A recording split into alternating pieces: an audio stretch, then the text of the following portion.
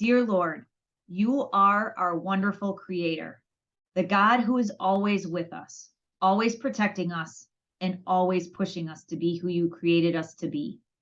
Protect us and this podcast today and anyone listening in the future from spirits who wish to divide, bring negativity, or crush the Holy Spirit that lives within us all. Please speak through us today to bring the messages you need others to hear. We ask this in Jesus' name. Amen. Amen. Hey, you guys, what is up? Welcome to the Imagination / the Save Our Children podcast. I'm the host of the Imagination, and today I'm joined by my best friends, my business partners of Stand By Survivors LLC, and co-hosts of the Save Our Children podcast, Becky and Bridget. For those of you who are new here, Becky and Bridget are two badass mamas and child abuse activists who have their own podcast bringing awareness to learning how to parent our children and reparent ourselves in this red-pilled world we live in. We like to say our podcasts are sisters as they both make sense together and were actually created to complement one another. Where the Imagination covers the stories of survivors and whistleblowers, the Save Our Children podcast dives deep into some of the questions not answered on this show. Many of their episodes are even kid-friendly, and some even feature their own kiddos. Together, we believe we are helping to paint a fuller picture of what is happening and to whom in regards to child abuse of all levels, and providing solutions on both ends to help listeners feel hopeful and guided to take responsibility in healing our own inner child within, so we can together break generational trauma cycles many of us have had to one degree or another within our family lineages. These girls are absolutely amazing and so passionate about helping others. And they do it with full-time careers as full-time mommies and as devoted content creators. The Imagination podcast wouldn't be what it is without them, as they were the ones who helped me kick this project off and believed in me while most everyone else was outcasting me. Becky and Bridget took a short hiatus on their podcast this summer to get some much-deserved rest, recovery, and family time, and I knew we had to do a show when they're back and catch everyone up on what they're doing and what's coming up. So without further ado, I'm honored to introduce two of the most amazing women I know, two of my best friends, and two of the most passionate people on the planet who devote literally every waking minute of free time they can squeeze out of their crazy days to be the change they wish to see in the world. Becky and Bridget from the Save Our Children podcast. Welcome, ladies, and thank you for being here. It's been a long time. I know, too long. Oh my goodness. I feel so happy to be with you guys.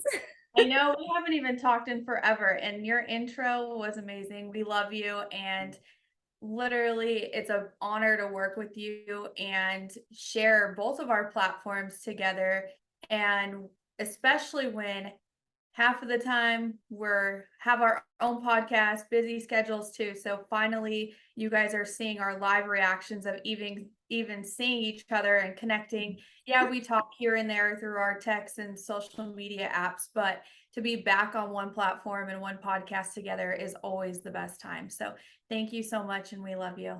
Oh, I love you guys too. I really missed listening to your podcast, and I'm so happy that you guys took that time. I want to dive into that because I think, I was telling you before we kind of jumped on here, I don't talk a lot, and neither do my guests. It's not a big topic to talk about that it's okay to take a break sometimes.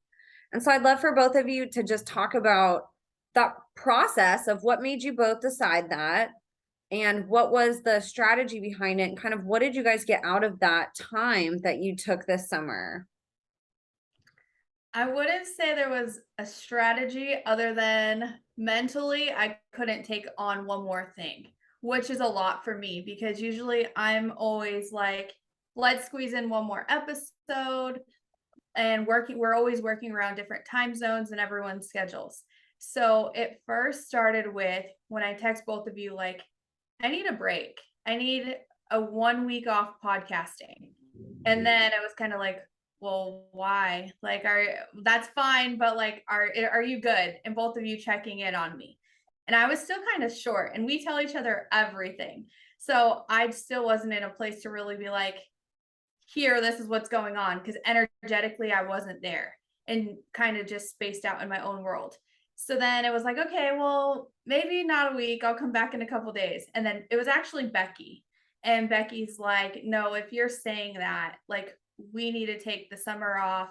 And so Becky actually picked up a couple episodes. But what people don't realize is, even for our podcast, because we do this on the side and we volunteer and even try to squeeze in volunteering in our own community, we have full-time jobs. And like for me, for example, I have a full-time job for a really big company.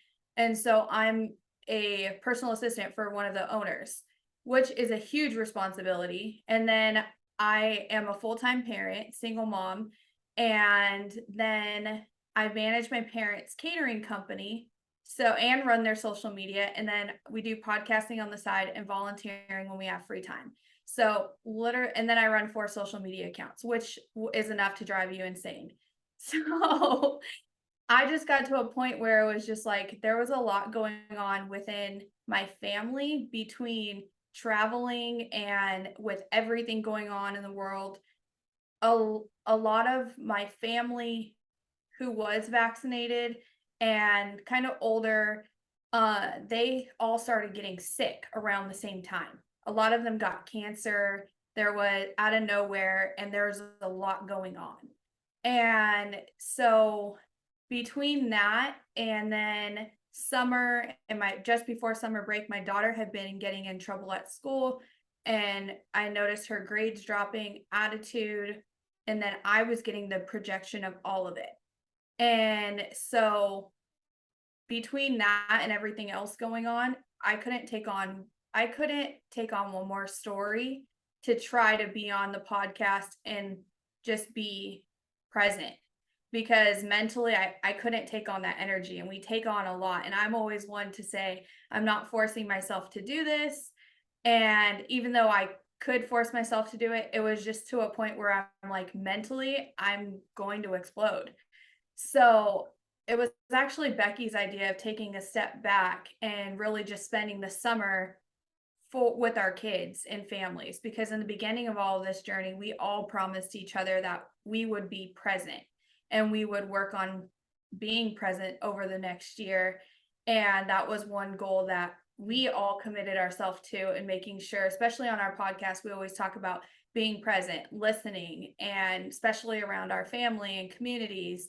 So for us, we would be hypocrites if we weren't practicing what we preached.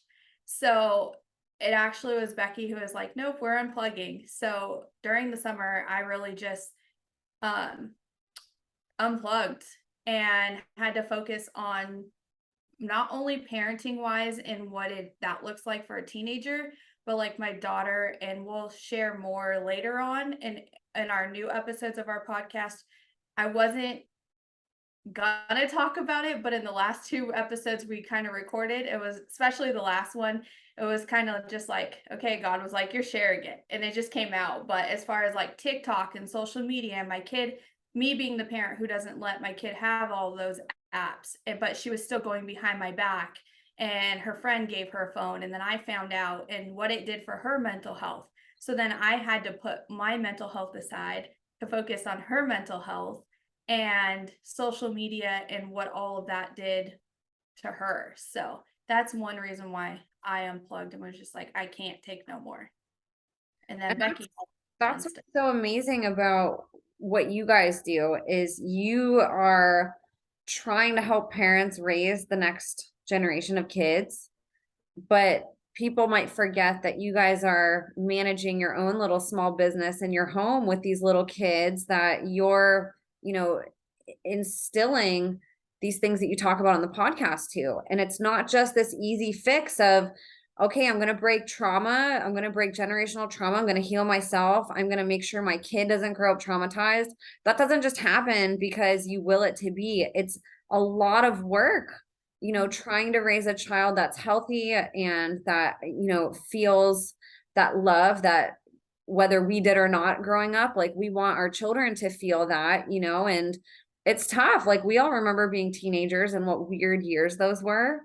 Yeah. And so I think that's, I think I honor you for looking at your life and analyzing it and saying, I'm filling everybody else's cup. I'm literally, I'm catering to hundreds of people every week that tune in and watch and listen, whether it's on Instagram or Spotify or YouTube.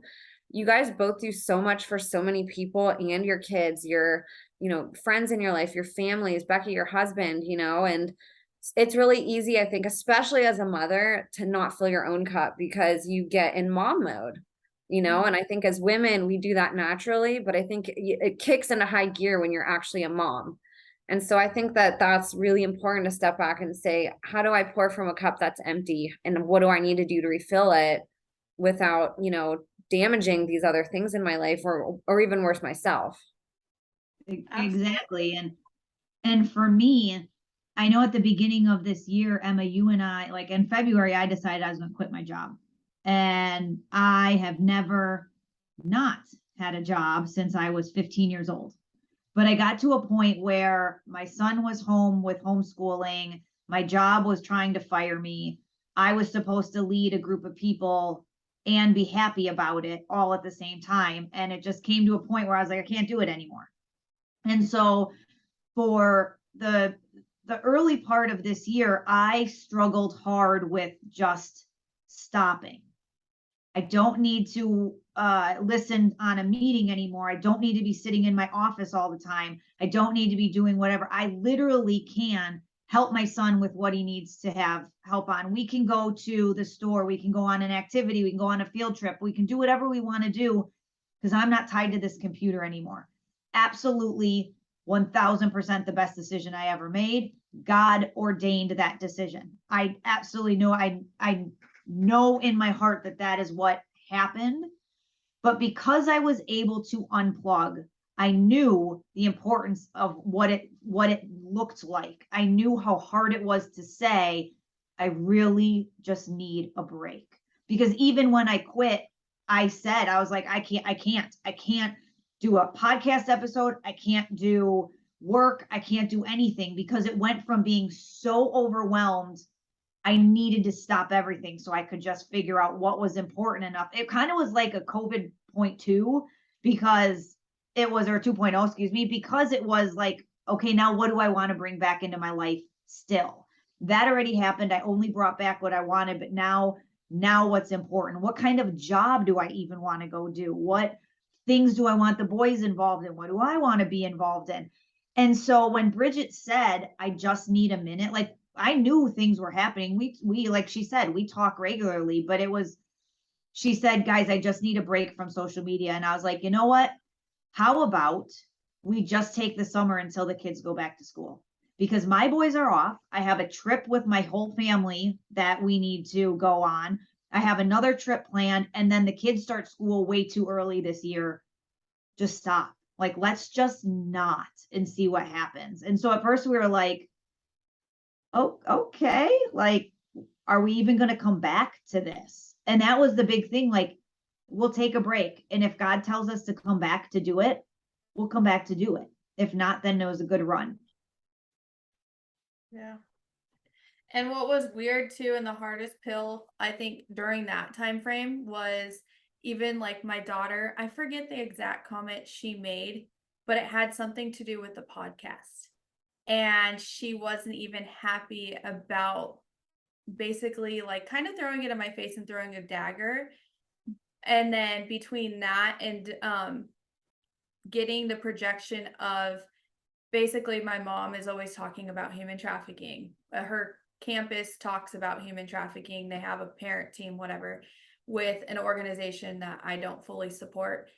And so just it made me be louder on campus, which during her looking at it from her perspective, I had to step back and say, okay, I see where she's coming from.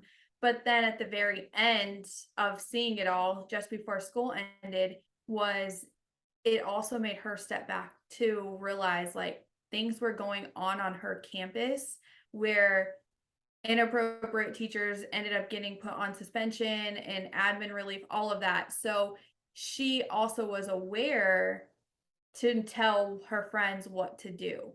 And so had she not been aware of what we talked about, she wouldn't been able to be there for other kids. So there's a blessing and a curse to it.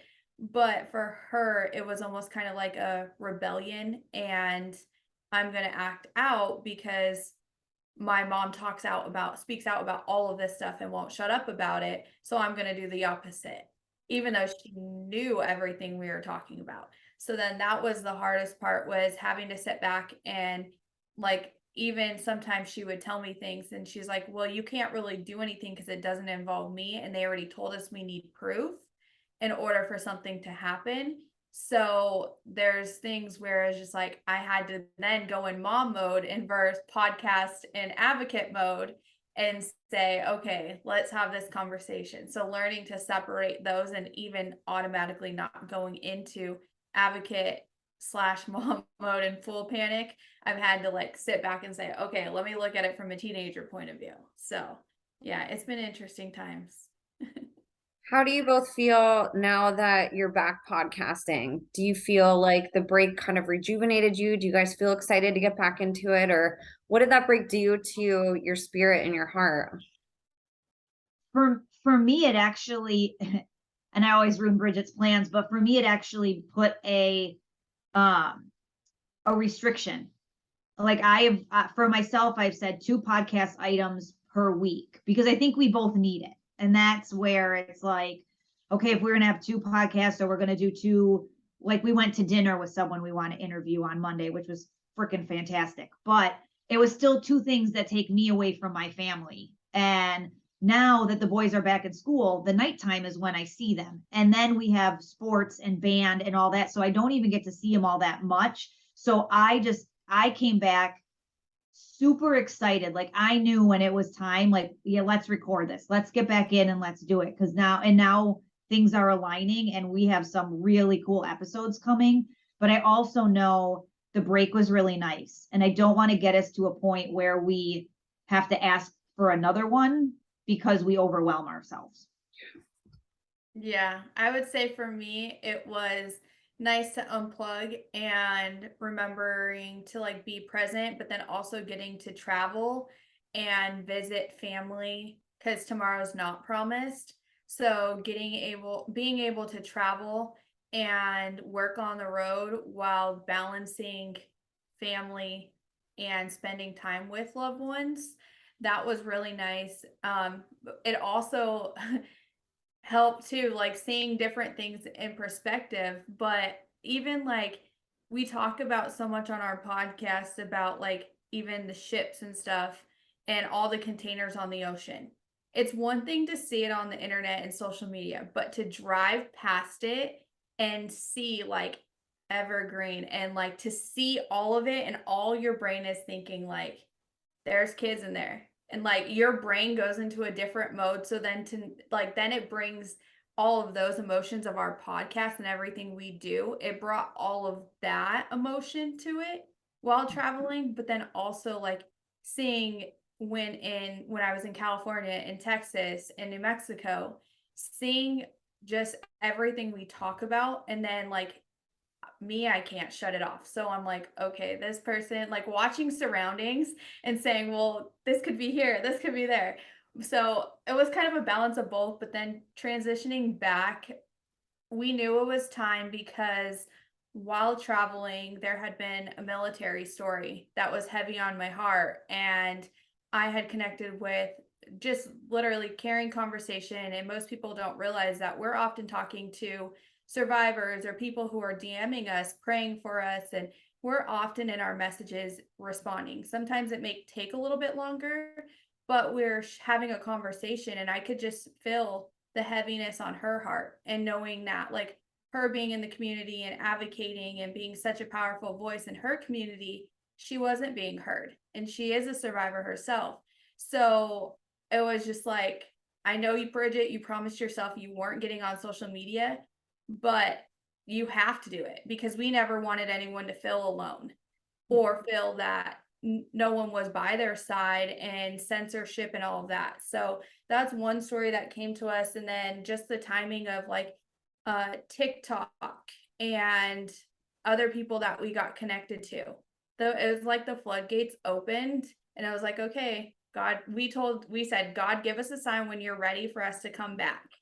and we got signs from everywhere. And so we're like, okay, it's time. So watching how it's all aligning has been just amazing in itself, because you'll see like our next episodes, you're literally getting every raw emotion that we've gone through over the last 3 months, and it comes out on screen. So you'll see literally everything in our next couple episodes. But even to like Emma, going back to you, is you also, for us, we were kind of concerned because we always talk. And so we hadn't been talking to Emma. We're like, oh my gosh, is she okay? We're thinking the worst. And then we're like freaking out. And so even you, like, people don't realize what we go through, even behind the scenes. And I wouldn't say like we try to block that out, but we've always made it where it was never about us. And we always focus on the story and the survivor and getting that truth out there. So even like you have to give yourself credit too, because you've gone through so much change and you championed even all of those emotions, and everything that you've done with your podcast as well is amazing. Well, and that's the thing, right? Like there's some people, the podcast that people mostly know of, say Joe Rogan, podcasts that are popular. There are people doing this for a living, which is really cool. Well, we're fitting it in the nooks and crannies of a really crazy life, and lifestyle, and a multidimensional, way that we go about the day. This isn't just, we're not just sitting around saying, oh, we're here full time for podcasts and we're going to do this a couple hours a week. It's like, I mean, right now it's 8:30 at night where I'm at, you know what I mean? Like we're squeezing this in wherever we can. And oftentimes life still goes on. We schedule these in advance and you don't know what's going to happen that day or that week. And then on top of that, the conversations that we have, they're not these really happy, exciting conversations all the time, even though we might look forward to it, because we know that it's something that we're made to handle, something that people need to hear, something that we need to hear, right? We know that these are going to be really hard conversations that they're not going to be something that we just forget the second that we log off. And then we have to mix that in with the different things that we're going through every day in life. I'd love for you guys to talk a little bit about that part. How does podcasting, what are some of the side effects, I guess you could say, that you guys experience? Our lifestyle. Yeah, just adding the podcast into it. I want people to understand, that people on the other end are listening, and experiencing things, but they're not the ones that are devoting time to creating the content. Some of them maybe. I'm not saying, and I'm not putting anybody down for that. I know that not everybody can do this, and that's totally fine. But just for people to get a behind the scenes of what you guys go through doing this and how those things do affect you on top of everything else that you're going through. I think I'm going to echo what Bridget said earlier about the shipping containers, and when she saw how big they were, and that's where your mindset is. My family went to Disney this summer, and that was a really, really hard trip. It was not as hard as I thought it was going to be. Pre-trip was really hard because my mom knows what I do. She knows what I fight. She knows that I fight Disney. She knows all those things. And she flat out said to me, we don't want to hear about it. We don't want to hear about it while we're there. So I had to make the decision. All right, I'm not here for this. I'm here for my family. I'm only going on this trip. And again, for all those like, how could you pay the money? My family, this is the 5th time in the last, well, I guess probably 4th or 5th time in the last 14 years that we have gone to Disney all as a family. There are 13 of us. This isn't about me. It wasn't about me. My boys really love to go. I couldn't just say no because like Bridget said, I'm not guaranteed tomorrow. My dad is not, my parents aren't young. And so 3 years from now, when we go again, I don't know who's going to be there. And so I wasn't going to say, I'm not going to go. But it was a very interesting trip because of course my younger son, who's like super conspiracy with me, him and I were looking all over the place. It's not as prevalent as you would imagine in Disney. It's not in your face. We looked for symbolism. We looked for stuff all over. It just isn't there.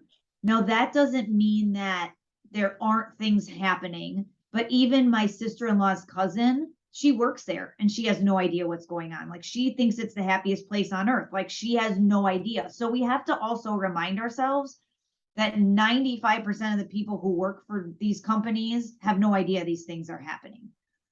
But I will say that it was very eye-opening in the amount of propaganda that is used. So it's a lot of, when we get to the future, we'll be, and this doesn't happen, but we'll be eating bugs and doing whatever. Like they already walk you to the future that they want you to have.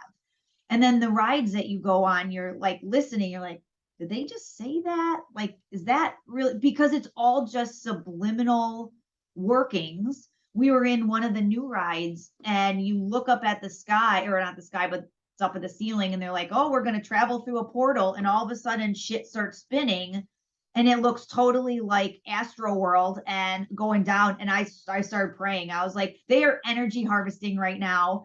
And I know that this is happening, blah, blah, blah. So I'm like, okay. And my boys are staring at me like, what are we doing? Becky's And got the holy water.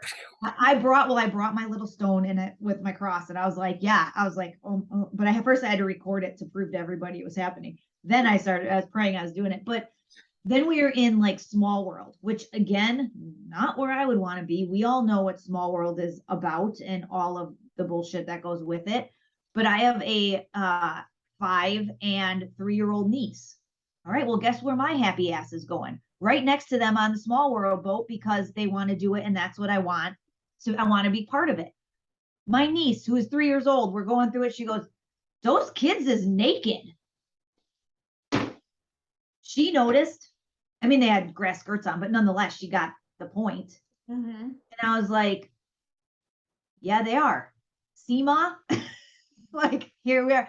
The best thing about it, though, was I didn't have to say a thing. I didn't have to do anything for my family to realize that Disney has absolutely lost its magic.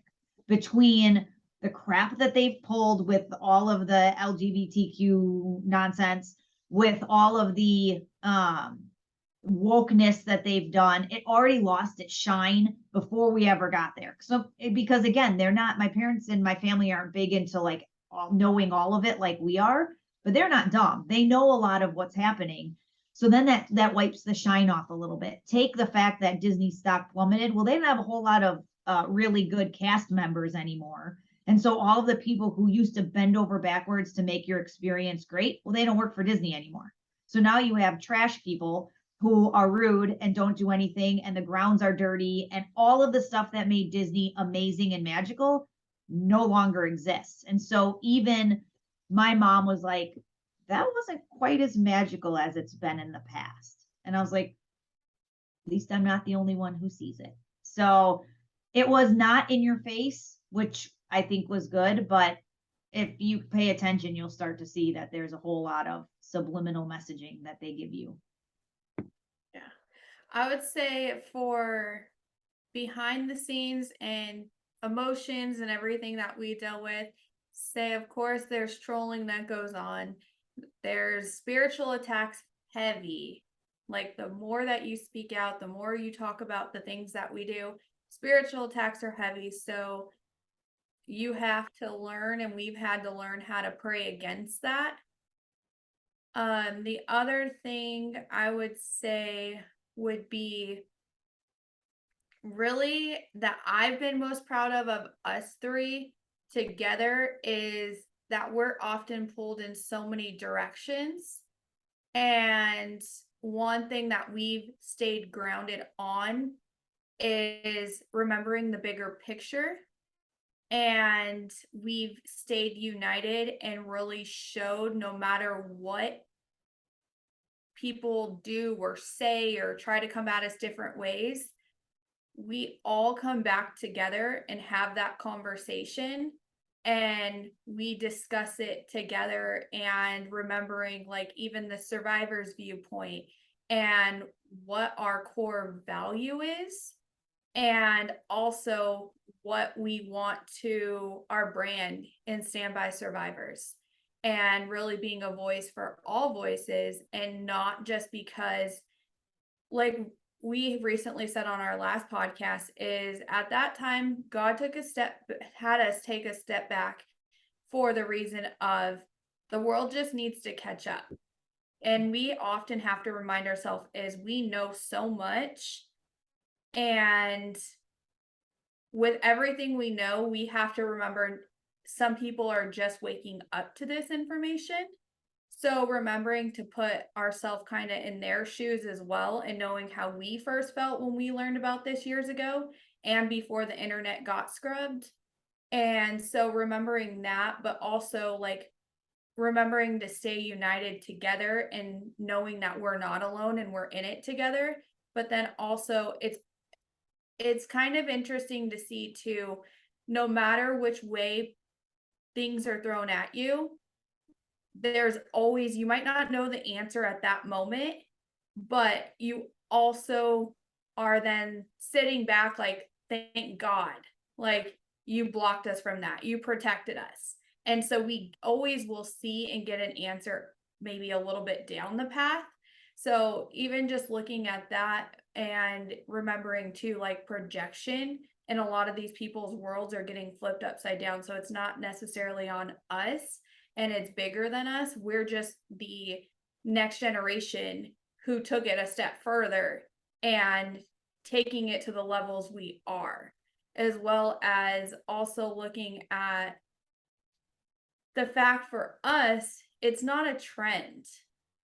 And so being able to sit back and God silencing us when he did while the world caught up, us sitting back and getting to watch how it's played out has been really interesting, because for us, it's always like, this isn't an influencer world. Like human trafficking shouldn't be an influencer trend just because now it's everywhere. You see all these influencers talking about it, and it's like, be careful who you follow, because there's a such thing as paid opposition. So I also want to, like, before we go into that, I want to have you too, Emma, share like even your viewpoint of like the emotions, and the same question to you as far as like what you deal with as well as like attacks. Like we've had to cancel some events because of attacks. You've had your own experience, so people don't see even like the dangers of that as well.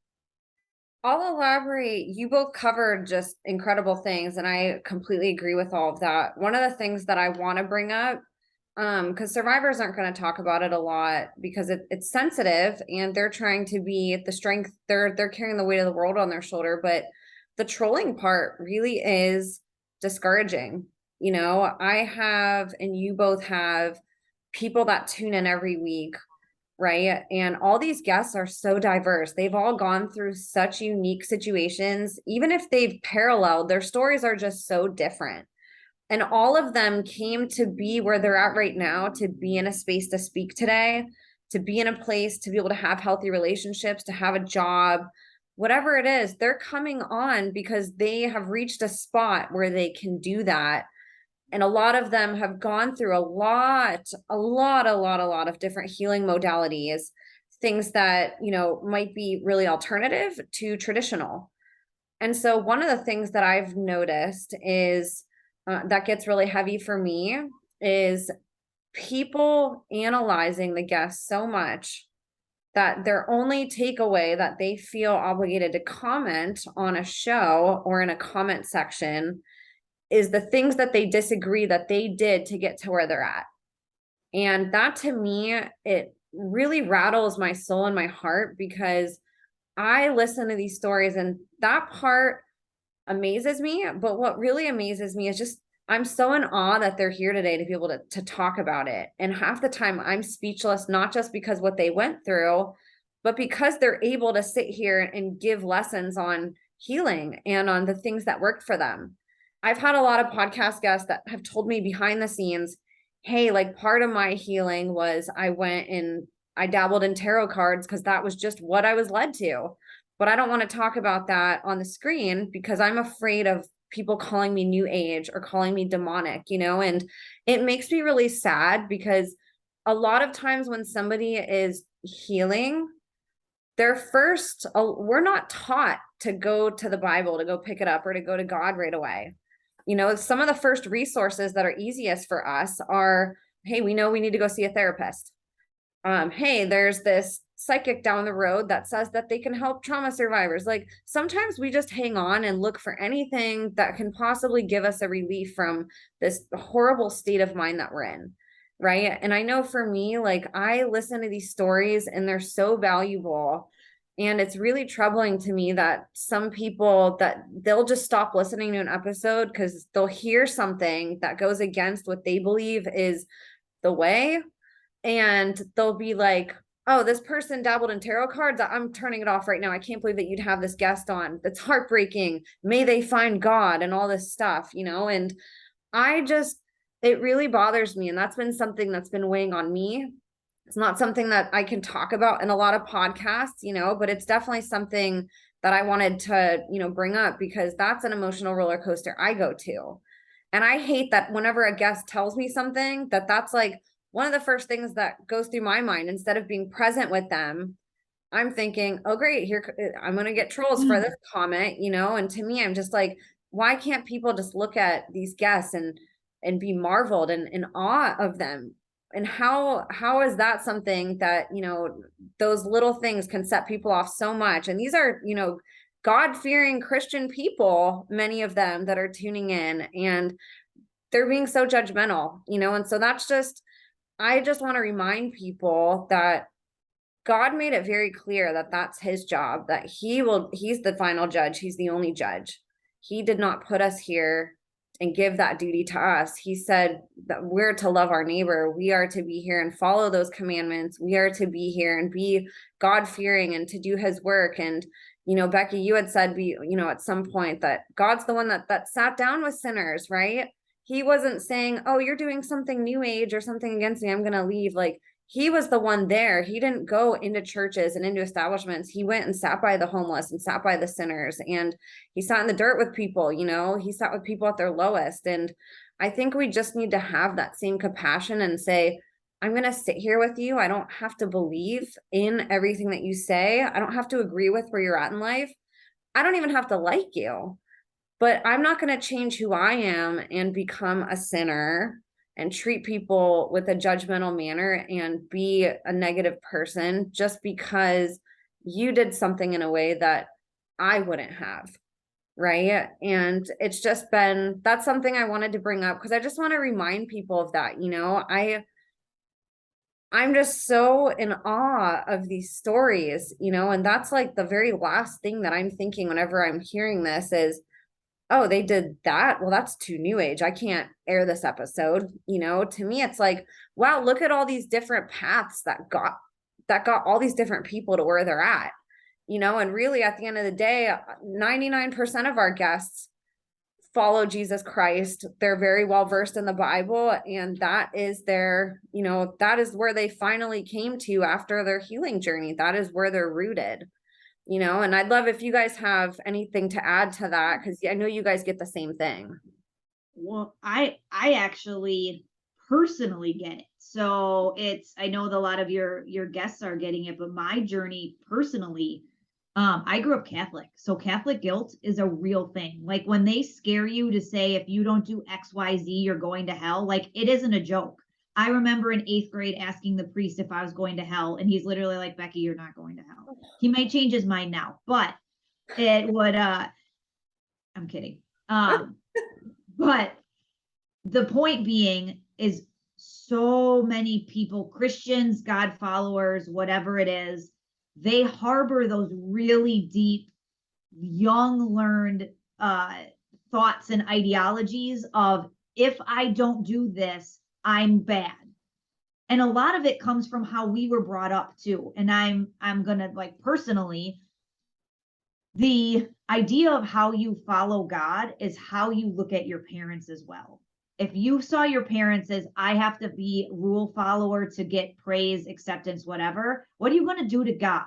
You're not going to look to God as he is the ultimate father who forgives and loves me no matter who I am. He created me and he knows my path already. That's not the way you're going to look at it. You're going to look at it like, if I don't follow the rules, then I am not going to be loved and I'm not going to get into heaven. And so before we go anywhere, we've got to turn back in and say, why do I feel this way? What is it about me or otherwise that's doing that? So I struggled mightily with the whole idea of I'm not doing it by the book. I'm not doing it as prescriptive or what I'm supposed to do, because that means, oh my God, what if I meet God someday and he's going to not say, my good and faithful servant, he's going to be like, banish you to hell. No, but I have an amazing, amazing friend of mine who is actually Wiccan. Now, before everybody starts commenting, just pause yourself for a hot second, because she actually grew up Catholic, except her mother was a alcoholic and a drug addict, and she sold her daughter. And it's her story to tell, so it's as much as I'm going to give.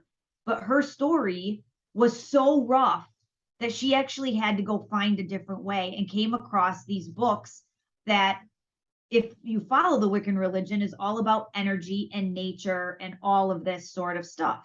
And so in her world, God failed her.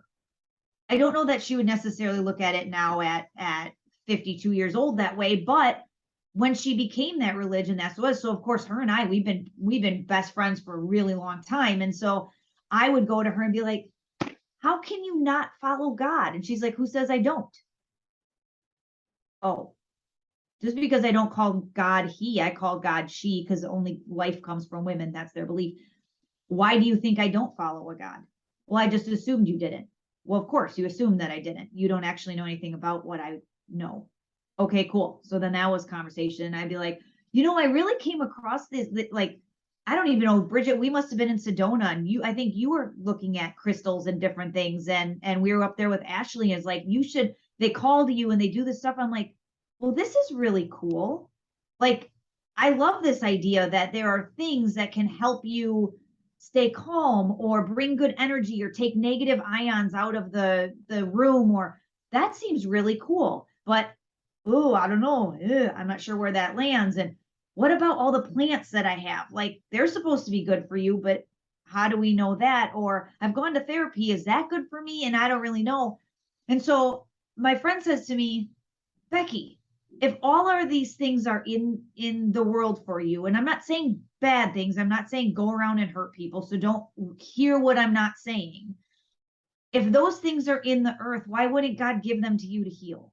Why wouldn't he give you plants and herbs to heal your body? Why wouldn't he give you meditations, prayers, all those things? Why wouldn't he allow you to have crystals in there? No, there's a very, very big difference between having these things and using them as a tool that God gives you and praising them like a God. Those are two very different platforms. And so many, many, many people who do all of this believe that there is some sort of higher source. Now, just because you don't call it God doesn't make it wrong, because they still believe that there is some higher level source, some higher level being that gives them the power. So the problem that I have with all of this, and then I will jump off my soapbox because obviously it's a hot topic for me, is we're fighting the wrong freaking battle. We have people, and if you actually follow these rabbit holes of trafficking and all of the evil of the world, you will very quickly realize that when the Bible talks about witchcraft and all the other things, let's talk about the evil people who put little children up on altars and have sex with them to steal their energy and steal their soul and then kill them. Let's talk about that sort of stuff. We're not talking about a damn stone. We're talking about people who do really, really evil things that so many people don't want to actually admit happen. The evil, the energy that's out there right now, and we're divided, that is evil. The problem is people take the Bible and use it like a weapon. And when God says armor up and use that, that's not what he means. He does not mean you throw your Bible at somebody. He does not mean you use it like a knife. You use it as protection from the evil spirits that are around us. It does not mean be judgmental of other people because they're not doing what you're doing. So before you turn around and start judging somebody for whatever, first of all, I believe in God. I believe in Jesus. I believe the whole Bible. I think the Bible is real. I think they're missing parts. I think that I just got rebaptized last year and my whole family did. So before you come jumping at me about I need God, kiss off. That's not what this is about. This is actually about you not judging people and being a Jesus follower, because Jesus was in the mud with all of the homeless people. He was at the table with all of the sinners that you call sinners. He was there because he was the light. And he was the one who said, I am the light, I am the way, and I'm the truth. So come follow me. That's who we're supposed to be. Now, if you don't like something, how about just let it go? Because that's the world we live in, is everybody needs to have some problem with something. Take an ego check. Why are you upset about it? You're upset about it because there's something in your life that isn't going right. And if you have a problem that you need to attack somebody else, take a pause. Because like I said in my post recently, the devil uses good people to throw other people off too. So if you're in there and you're commenting on a podcast that some survivor did all these things and, oh, I wish they really had Jesus in their life, you are tearing down that survivor and the host instead of being a really open and welcoming person. Start learning about these things, because these new agey people you say are evil are probably the most Christ-like people you will ever meet. They are open, they are honest, they don't care that I praise God and that I follow Jesus. You do you. But then they also understand that you have to be able, that they have to be able to have that same right. So before we go judging, and then, like I said, I'll step off my soapbox. I should have already. Make sure you know why you're doing it. Make sure you know why you're following God. And the way that you're following God, is it really the way that God intends? Love God, love others. That's what Jesus said. He took all 613 Jewish laws, the 10 commandments, and melted them down into two things. And if you're not loving God and loving others, you're still not meeting the mark. I don't care how much you read the Bible. Period. The end. I will step off my soapbox. Sorry.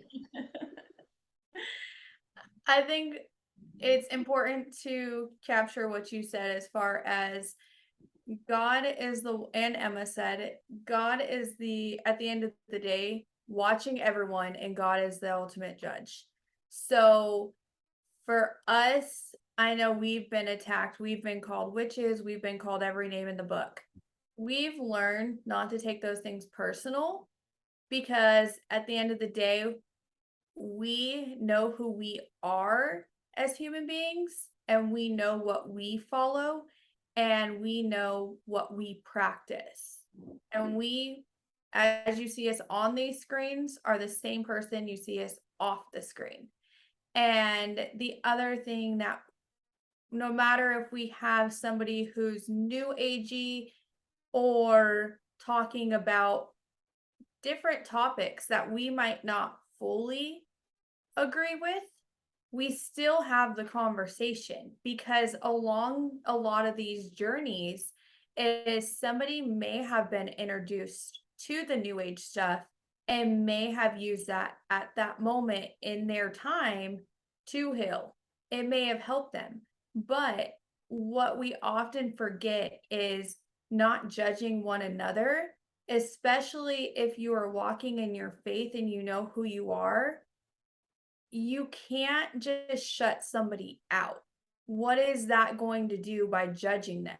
You're supposed to bring them and be the light and show the way and lead by example.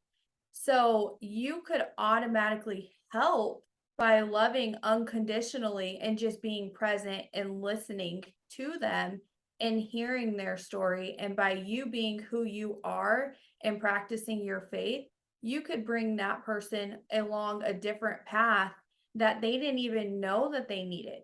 You also have to remember that some of the survivors, at some part of their life in their stories, satanic ritual abuse is real.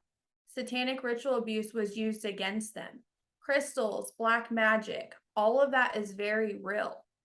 So, and sacrifices. So you have to remember too, from that point of view and those walks of life, to know that they are going to automatically kind of be, I don't want anything to do with that, just because the abuse that happened to them. And there's healing and all of that does take time. But as we've seen so many survivors on our show, they follow Christ, and they at the end of their healing, they talk about it and say, that is what saved me. There's survivors who talk about the Bible and having the Bible on them, and that's what led them to safety and how they kept going, of knowing my time's not up yet.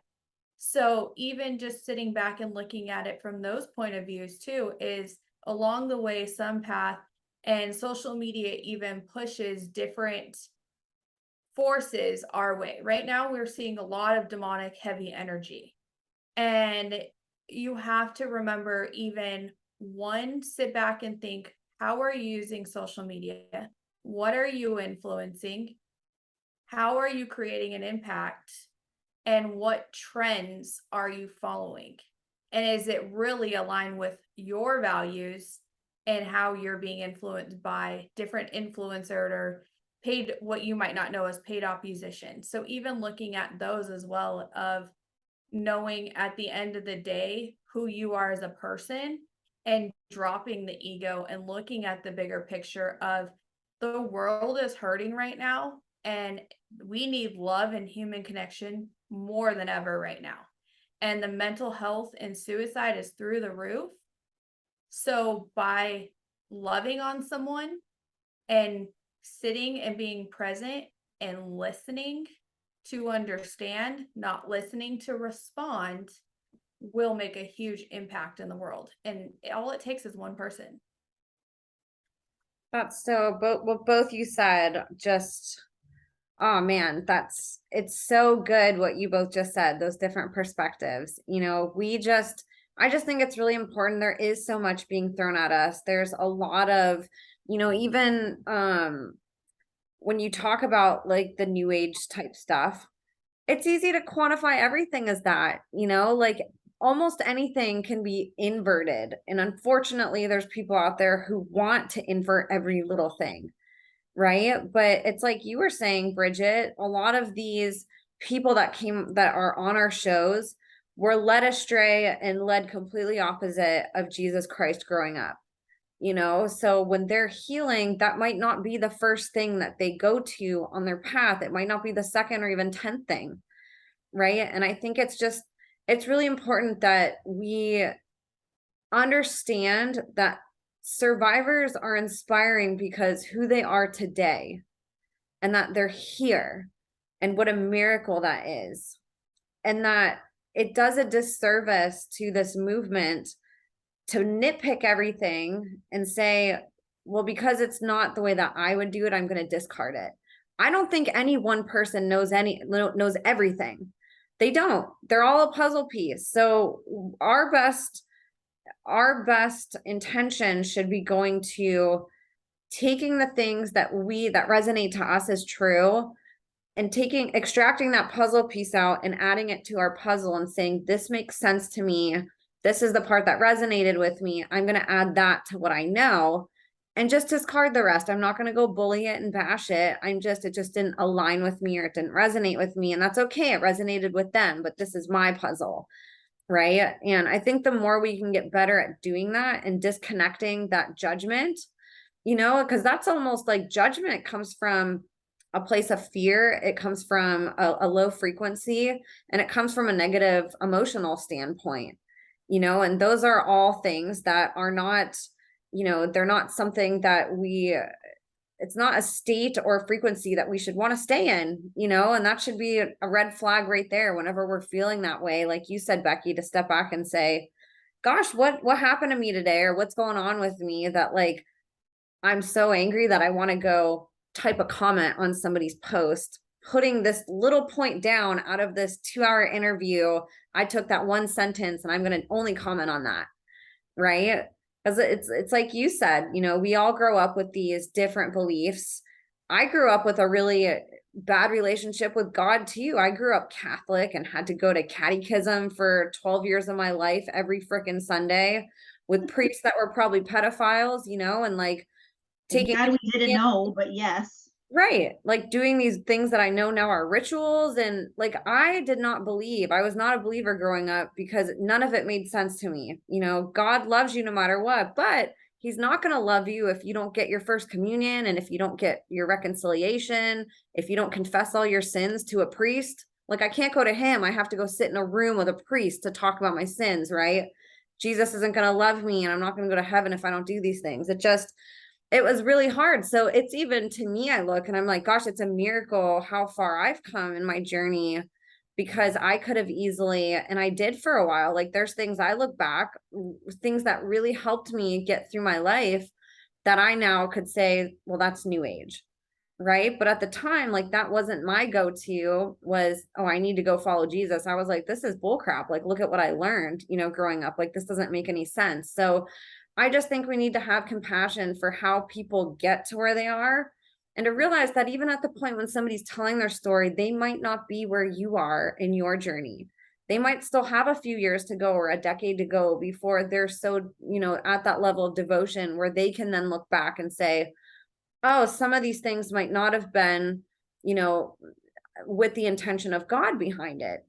But it's okay because it helped me heal. And now I'm where I'm at, right? Sometimes it takes a lot of reflection, but I just think it's really insensitive to the person's story we listen to one sentence and shut it off, or find a need to comment and be negative, instead of looking at the, 99% of what they said that was just miraculous. And I appreciate both of your input, because I just want people to understand that it's very emotional, like not even to me or maybe even to you guys when it comes directly at you. It's emotional because we care about the guests. We know how vulnerable they are coming out and speaking. And it's really upsetting when those negative comments pop up, because it's like, gosh, why don't you get up there then and tell the worst things that ever happened to you in your journey to get to where you're at, and see if somebody believes you in 100% of the direction that you went, right? Like you try having people pick apart your journey to healing and to finding God. Like that is so vulnerable, and to me, it like hurts my feelings because I know what it took for that person to get up and talk. And I know that my intention, and like you guys said, if somebody tells me in a pre-screening phone call, hey, this is what I did to get here, and I'm like, ooh, that's kind of new agey, I don't just say, can't interview you.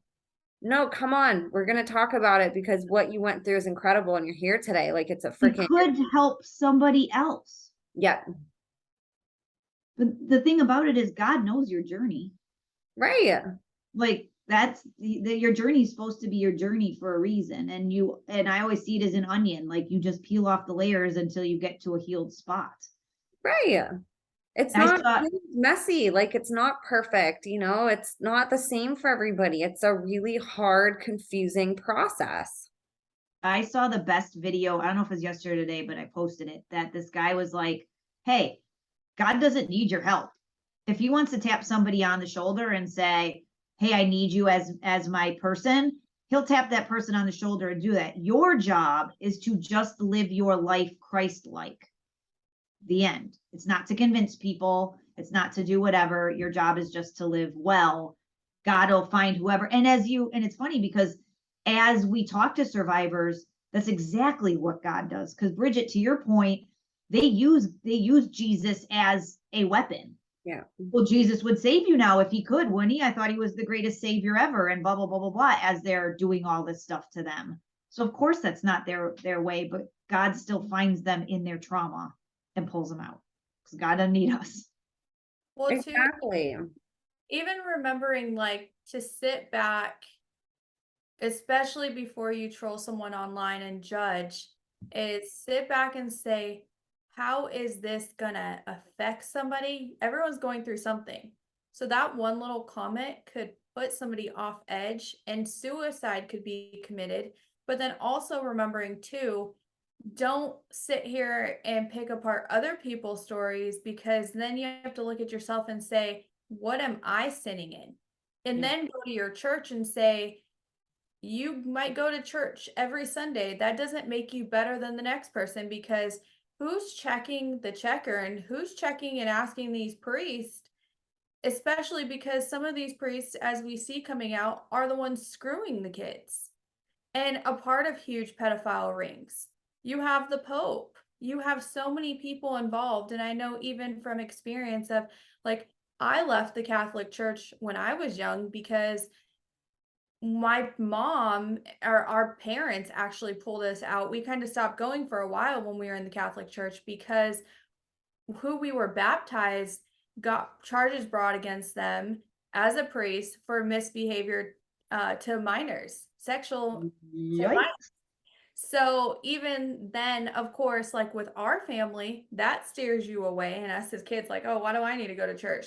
So we automatically left the Catholic Church, especially as we got older. Then we went down our own journeys and we all branched out to our own beliefs. But even just looking at that is looking in your own church and saying, how can I get involved? Yep. And ask these questions and hold people even in your own community and in your own family accountable, because there's a lot going on behind closed doors and in plain sight that so many people continually turn a blind eye to. And we're seeing it all come out. 100%. There's a lot of hurt and trauma in the world. And going back to what Becky said, we need more love. We need more love. We need less judgment. We need less divisiveness. Anything that's trying to divide us is not a good thing, especially when it's coming from us. Are we any better than the people that we're fighting against or fighting to liberate humanity from? If we're treating people in the same ways that they're treating us, we know how harmful that is when somebody comes after us for something. All of us on this side have been condemned these last few years for what we believe, and it does not feel good. Hence why most people don't even come out and say anything except to be internet trolls or behind the scenes, right? We're kind of right in the line of fire, all of us three here, coming on the front lines and saying, we're going to take the arrows thrown at us.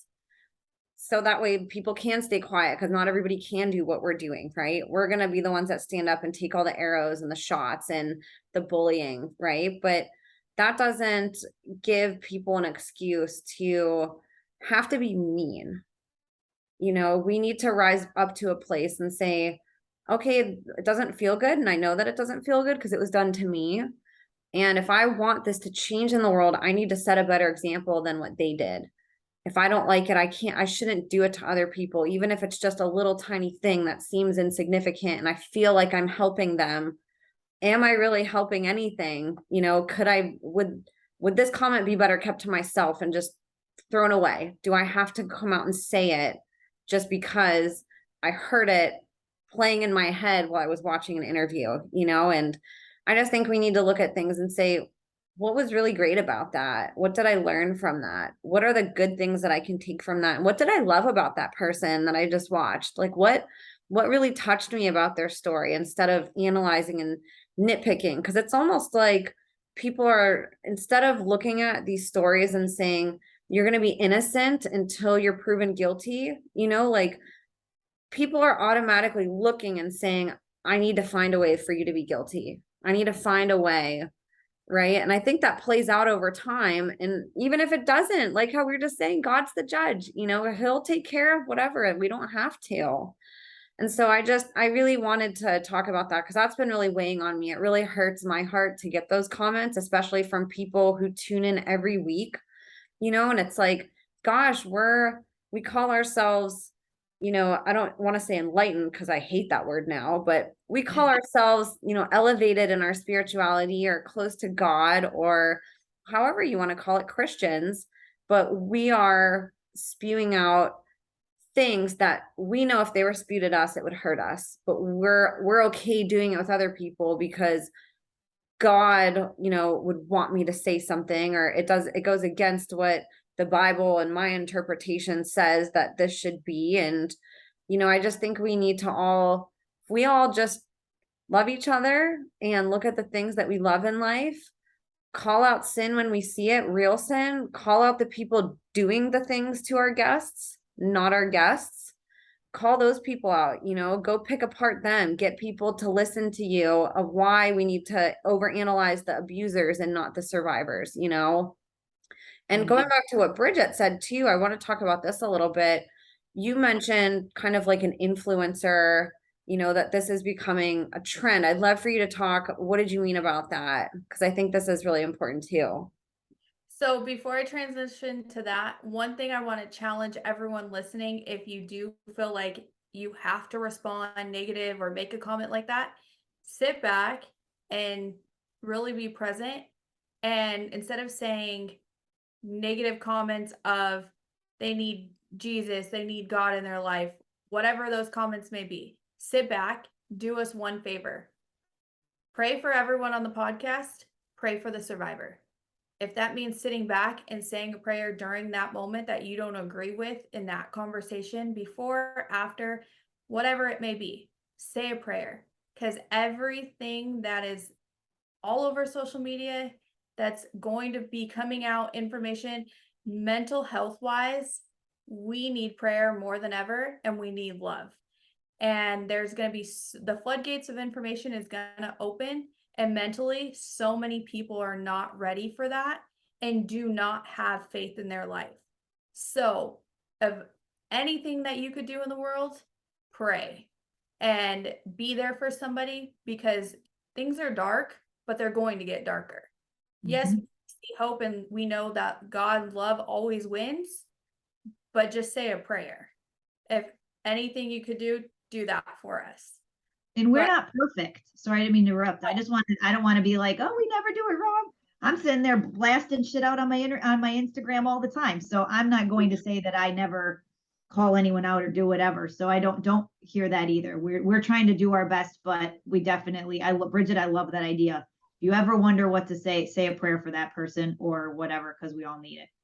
And you don't have to comment, I'm saying a prayer because they need to find God and I'm going to lead them there. Like, say it to yourself, say it to yourself. And hopefully that makes your heart feel better, that you're turning your frustration to God and saying, I'm going to let you take care of this. It's in your hands. I'm expressing something that's weighing heavy on my heart and I'm giving it to you because I know you will take care of it. You'll heal me and you will heal them. Yes. Absolutely. Okay. Sorry. I had to get that out. Going back. That was good. Going back to as far as trending topic and what we're seeing. So personally, seeing everything come out now about more people, influencers, and just seeing human trafficking all over social media now being. And to give context real quick, I want you to talk about that. When we came out talking about this, 3 years ago, it was not trendy. We were outcasted for even just bringing up human trafficking. Nobody wanted to even believe. Nobody had heard those words before. Most people hadn't. They had never heard of satanic ritual abuse. A lot of people haven't still, right? So just to give context to what Bridget's saying, it was not trendy a few years ago. You did not hear those words. You did not see people speaking out. We even had to talk amongst ourselves and be like, is this something we really want to do publicly? Because anytime we even say it on like a Facebook post, we're getting attacked. People don't want to even believe that it's happening. So go ahead and talk about what you're saying. And just even going off that, in the back history of it is obviously we've been censored, lost some episodes on YouTube. Emma lost her whole channel at one point. We've gotten thrown with censorship flags left and right. Literally have lost some friends, family. Some people have lost careers, safety for sure. All of us have experienced that. Different things as far as like reputation, how people look at you. Oh, you're crazy, conspiracy theorist, everything you could be called in the world. We faced that. We've had to feel those emotions. And when we first decided to speak out, and to the extent that we did, we were like, we're getting censored. We know what it feels like. We're giving the survivors our platforms to share their truth. Because if we're sat back and thinking, well, if we lose our social media account, whatever, like I'm just posting selfies or people were posting food at that time or nonsense. And it's like, okay, what am I really doing? This is what the world should be concerned about. And it was prior to the whole pandemic and all of that. So even just looking at that journey and now seeing like everything come out years later after we were constantly attacked, we've lost friendships, we've lost some family, and so many still are like, oh, turning a blind eye, I don't want to hear it, but yet they still see it and they know it's true. And then you have more people speaking out. And me personally, I will say, seeing it all come out, it's been interesting to finally, I'm sitting here, and I know you guys will say the same, is we're sitting here like, oh my gosh, finally. Like, I don't even want an apology from half these people. I'm just like, finally. And it's finally coming out. So, but what really is annoying and a slap in the face is that so many people, and don't get me wrong, we do get love and support, but there's so many people, and now it's interesting seeing how people are connected, and especially in the influencer world. Me personally, I will reach out to everybody and anybody with the platform, blue check mark, not blue check mark, and say, love your music, love what you're doing. You're a voice for the voiceless. Do you want to have this conversation? Blue check marks, non-blue check marks. So many people are in our DMs that we've personally had conversations with over the years. And it's all about the children.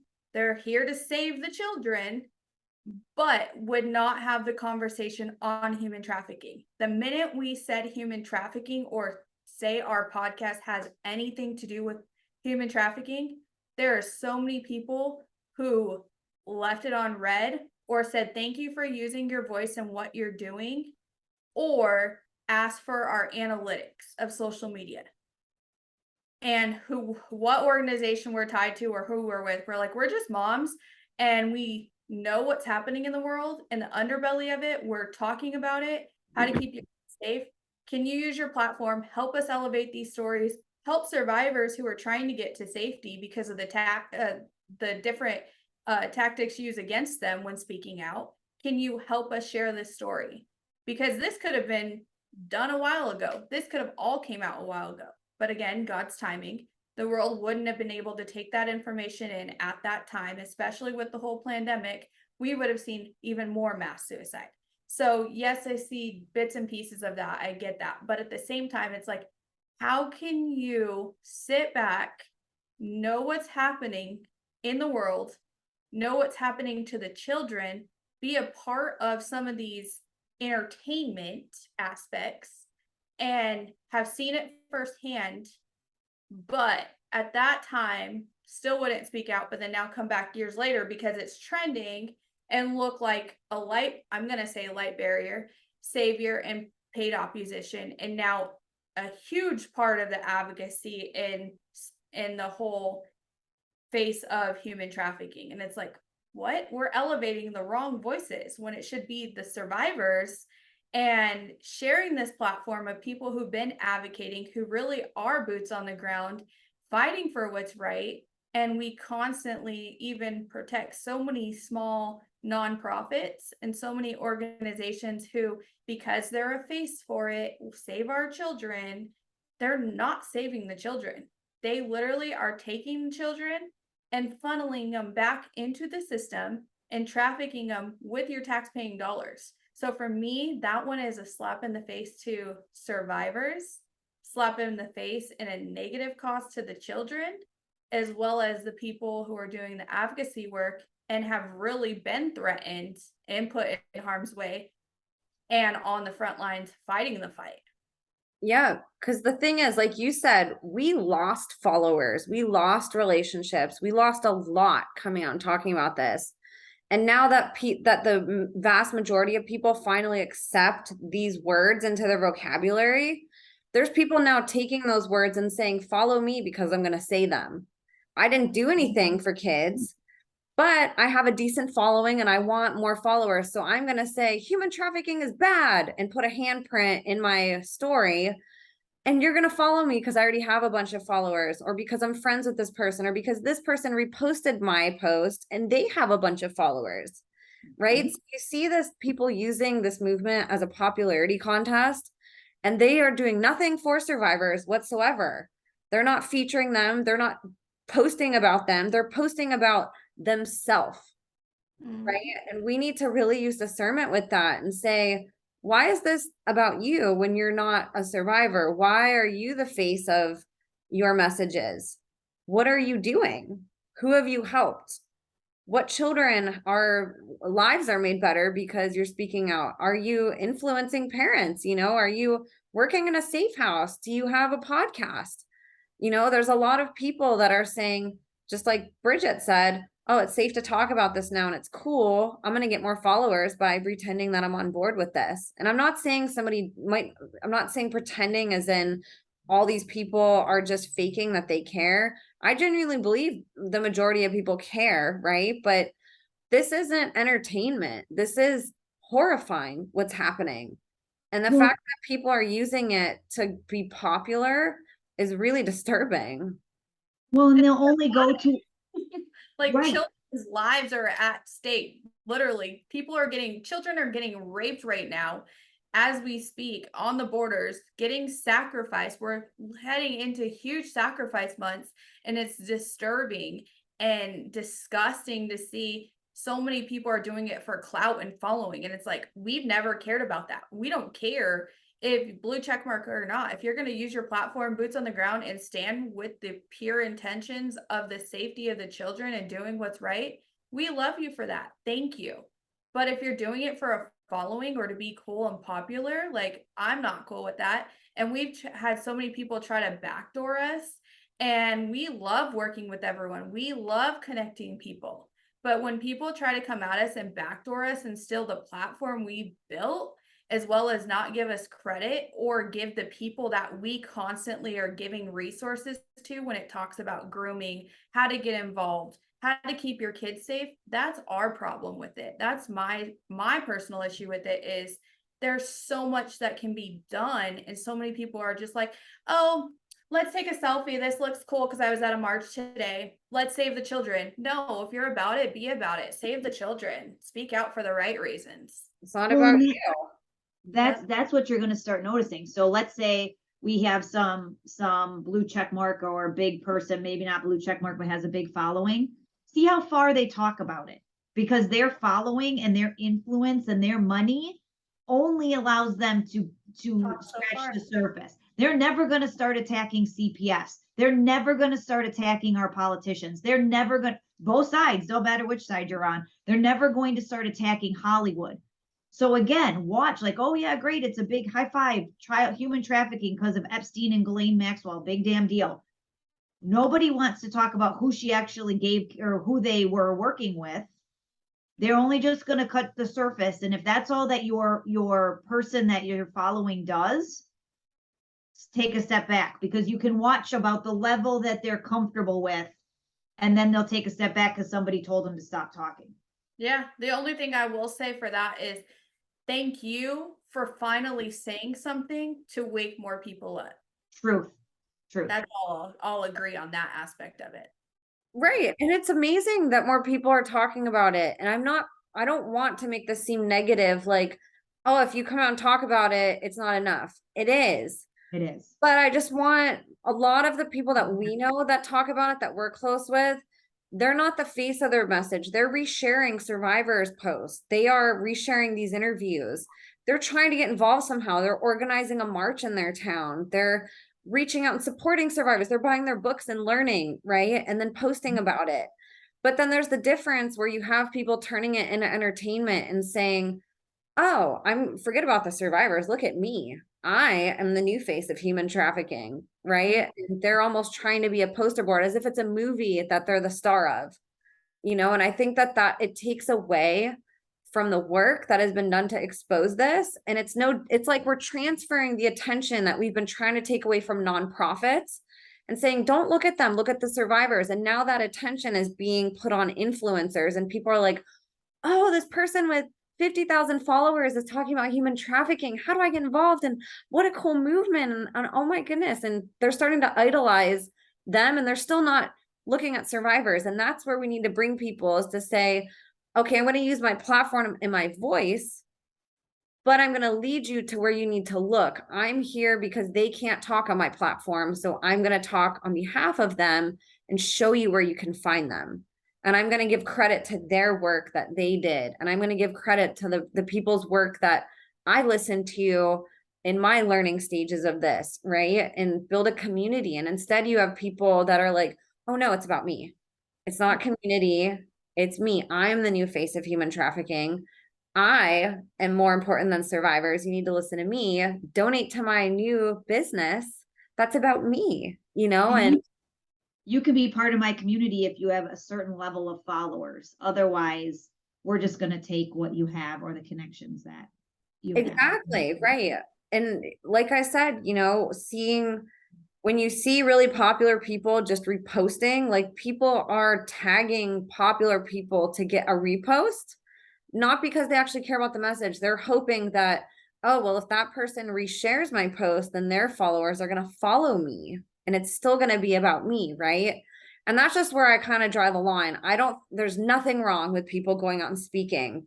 And I'm not trying to put anybody down who's talking out. It's not that. It's the people that are almost the antithesis of this movement. They're the same people that we're battling every day and saying, stop listening to a third party, like go right to the survivors, right? Go right to them, read their books. We're constantly trying to guide people to survivors. Even our podcast, we didn't even name them the Becky and Bridget show or the Emma show. Like, Shut up. right? Like even our podcast names, we've tried so hard to not make it about us and not to say that somebody can't get more involved or be more of a face of something than us, right? But I just want to encourage people, when you're seeing this become more popular, just be careful of whose bandwagon you jump on and just look at it with a critical, discerning eye and say, what are they doing with survivors? Are they actually helping children? Are they helping parents? Where are they at in this fight? Or is it about I am and it's about me on the other side, and to look at people's actions versus just their popularity, their followers. And honestly, big followings are kind of a red flag because we have never had big followers. A lot of people haven't that we know, and we are just little tiny, blips on the map, and almost all of our platforms in one way or another have been shut down on every single platform. So the fact that other people can say the same things and their platforms stay up, that's kind of a red flag of who do they know or who are they working with? Who are they getting paid by to say these messages in order to stay up? Because that doesn't happen to most people, right? So, and again, that's not 100% of people. I hope there's people out there with 1 million followers or 100,000 followers, 10,000 followers that are genuine, and Facebook and Instagram are just, it's not getting stuck in the algorithm and they're just not getting hit. Keep pumping on, if that's you, but just really use a discerning eye with some of this and just look at it from a big picture instead of, is this entertainment or is this helping people? Just ask that simple question. And there's so many little groups out there. Bridget and I had dinner on Monday with a lady and she's like, hey, do you know this other person with her organization? The city is right next to our city. We have never heard of that. And so I was like, oh my gosh, we have to get connected. And so it's that sort of stuff that really should be happening. Is this person has a 500 person following and is in their city, they should connect with the next person. Why are we battling each other? Yes. That, like, again, that's our whole slogan of Stand By Survivors, is growing the circle. But we really need to be doing that with all of the people who, like you said, Bridget, have had boots on the ground for years. And we know survivors, we know people who have been helping survivors for decades, and they're still not being heard. And that's the part that's so heartbreaking to us, is like, my God, what do they have to say to be heard? Well, Yeah. and the other thing, like recently too, like if it wasn't for everyone in our communities, we wouldn't have been able to get connected to the newest podcast that we have coming out, especially with, it ended up being survivors. And we didn't even hear their stories. And they are like, one of them especially is like what we do to a whole same level. And we're like, your passion and intentions are there. And so we finally got connected. So they're shadow banned, we're shadow banned. So if it wasn't for both of our communities to say, hey, you two need to cross paths and put together connections. So now what that does is it allows us to connect with people that we've worked with, survivors they've worked with hands-on, people with different apps who are whistleblowers. And now we can connect and say, how can we build from inside out? What can we do to put all of our brains together, work on bills to protect the children with social media. What can we do in this community if we need to give a survivor a resource? What can that person do and how can they help them? When it comes to safe houses, okay, we trust this person and this is who they work with. It gives us more opportunity to help one another and to help others heal. And so it should never be like, oh, this is me, this is my connection. It should never be about that. And also just even remembering to follow the money and what you're giving to, because half of the time you think these people are saving the children and they're not. And we learned that firsthand. And that's what made us and inspired us to start our own organization with Stand By Survivors. And people will say, oh, well, you're just doing it to start your organization and profit. No, let me tell you, we're in the big negative. That's all I'm going to say. we have not profited or accepted any money for Stand By Survivors, because how much censorship, how much we've been blackballed all across from working with survivors, speaking out to the extent we do, but also we've never pushed about the money. We've never said, go to our nonprofit, or no, LLC. We didn't want to create a nonprofit for that simple reason. But we specifically did things, and we don't sit here and push, oh, we have this, we have that, because it's never about us. So when we still donate to survivors, we still fund all of our own projects when it comes to the Zoom call we're currently on, our podcast, our website, everything that we do, our merch, everything that we do, it's all funded by us. And we have we made like a negative sum, even merch. Well, oh yeah. And then that whole thing went south. So but yeah, it's a lot. Those are such good points though. And it's so exciting to see more people talking about it. I love now that you can talk about it really to anybody. Not that it's just something that comes up, but if it does, you don't really get that resistance anymore that we got years ago. You get people who they might know about it, or they'll, oh, I've heard of that. It's not just this foreign thing, and that's so cool, but it's just, there's people out there that want to ruin every industry, and you see it across the board. The best things get inverted, and there's always, especially with something like this, there's a lot of opposition out that wants to steal the sunshine, whether they're an occultist or whether they're an influencer. There's attacks kind of coming from all sides, and some of these people might genuinely think they really are doing something good, and it might not come from a malicious place. And it's not like this hateful, spiteful thing. It's just,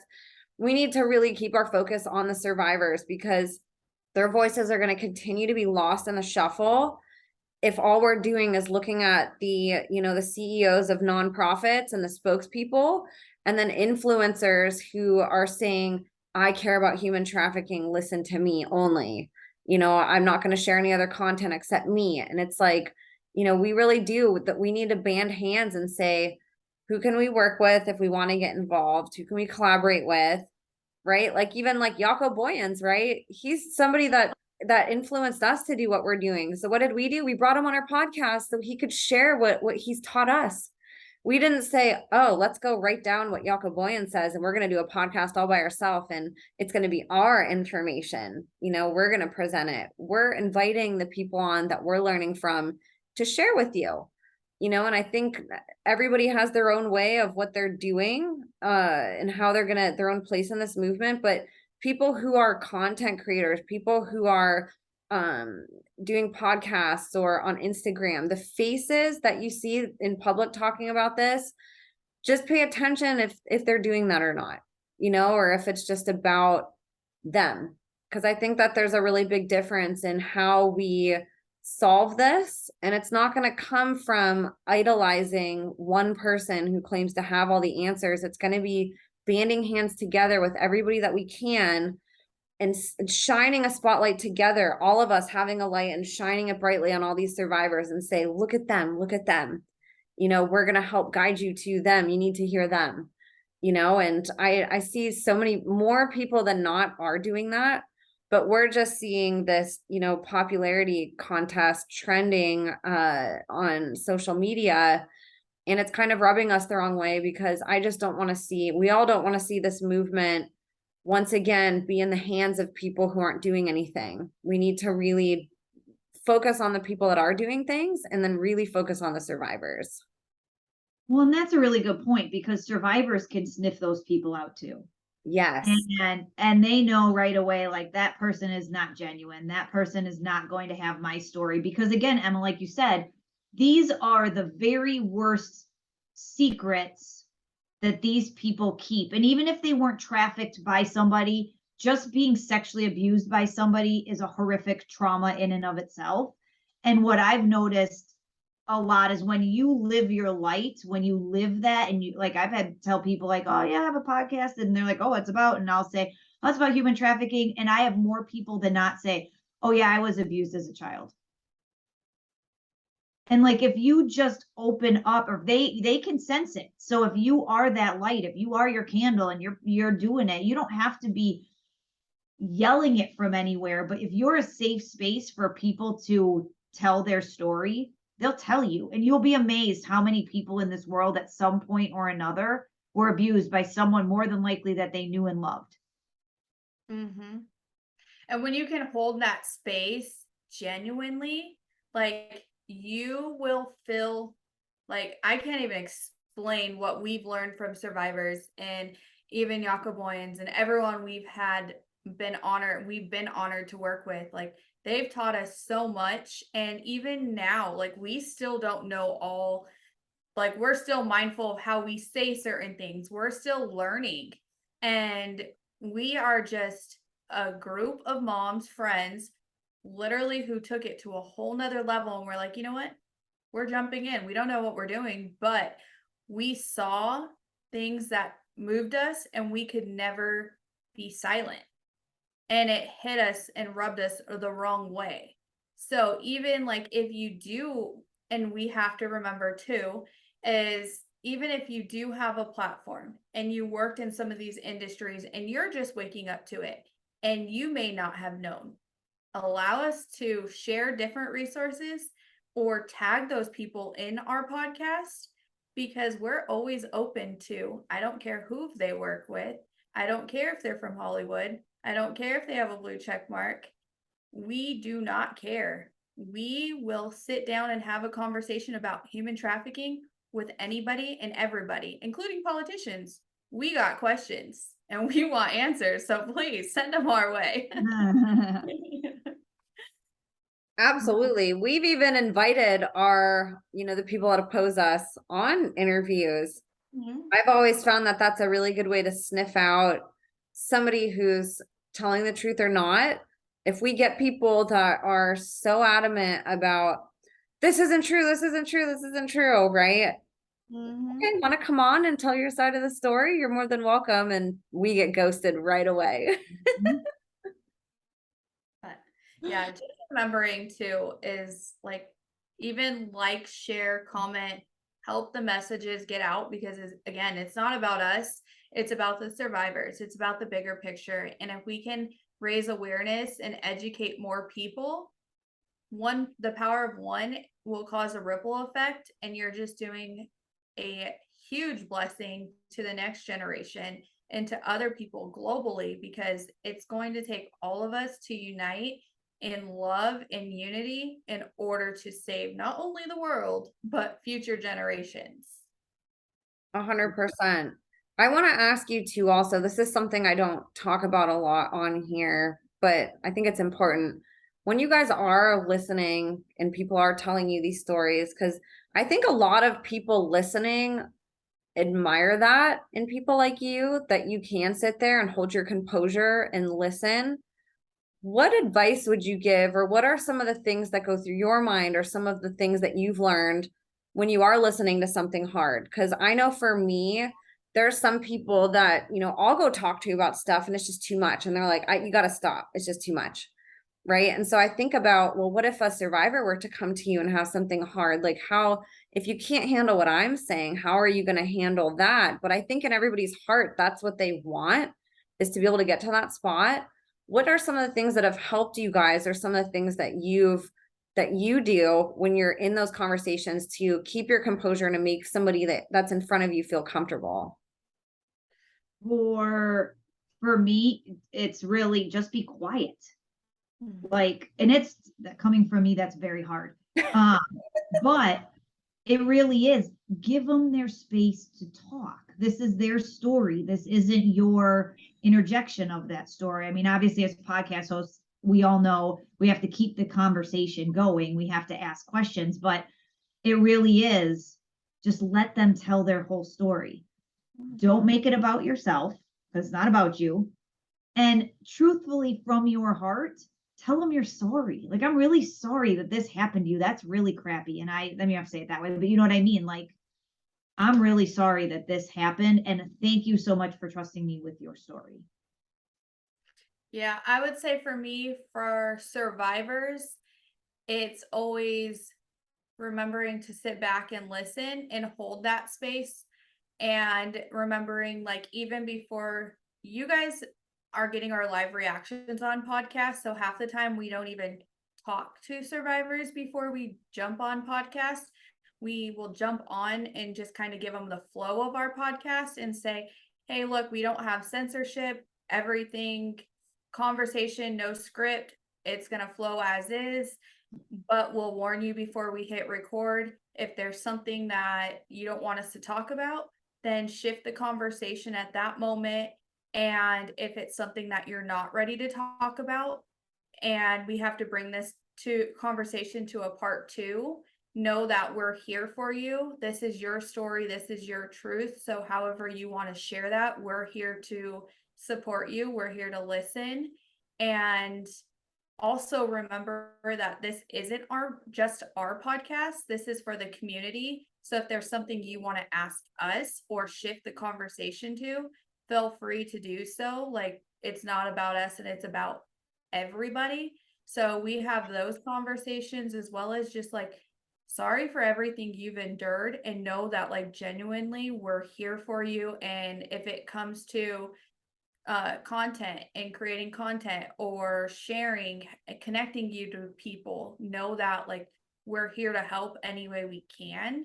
So also remembering to share that, or even if you just need a prayer, like, send us a message, or like, we will constantly, even if they don't send us a message, we follow a lot of the survivors, and we know energetically, like, sacrifice and ritual months. So we're sending DMs saying, hey, thinking of you, sending prayers, or different little engagement like that. Because for us, it's not about a trending topic. We're not chasing a story. And we've become friends with a lot of the survivors, and they've taught us so much. So we're forever grateful for the community we've built and for them. So remembering that, as well as, like, we don't chase headlines, we don't chase stories. We care genuinely about the person and the human being that they are. And so that's always important to us. If it comes to human trafficking and talking to, like, a normal person in the community, for me, I don't shut it off and I don't shut up about it. Like, Becky's been with me where randomly, like, we'll just all of a sudden be talking about trafficking, and people Always.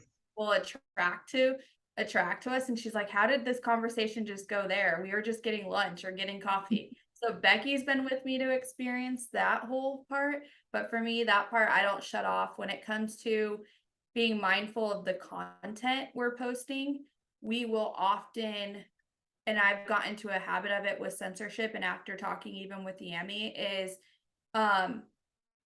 praying before we post, because a lot of my posts weren't going through. So I'll typically pray over it, and I'll put whatever, like, podcast or whatever is heavy on my heart that day. That's why you'll see, like, random podcasts from, like, the beginning till now, also to just remind, like, new followers, like, hey, check this out. So different things like that. And I will always go back to, when posting, sorry, not sorry if I trigger you, because at this moment in this time, God's putting this on our heart to share it. And there's a child getting raped right now. So if this is too hard for you to hear or see, that child has no voice and no choice as far as somebody helping rescue them. and they're being taken advantage of and raped or sacrificed or whatever it may be. So I'm going to post it. And if it triggers you, oh well, unfollow us. Brilliant. How The about only you? thing I would add to all of that is that it's okay to not know what to say too. Yeah. And you'll see that a lot of times in our podcast. You know, it's definitely more obvious with me because I don't have a third person to maybe be like, oh, Emma's frozen, I better talk.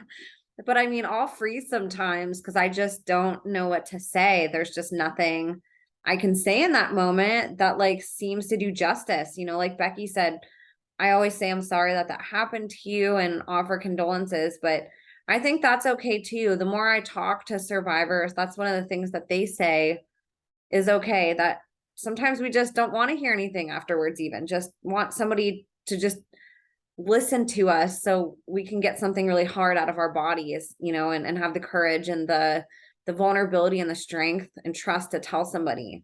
So I think that's important too. I think we're built in a society where we're conditioned to think we need to always have a response and something that's always appropriate, you know, and I don't think that that's reality. I think when life is hard and when things shock us, that it's a natural reaction to just not have a good word for it, not have a good sentence to say, or have the right words or the thoughts, you know, and I think that's okay too. I think there's a beauty in just sitting with whatever you're feeling.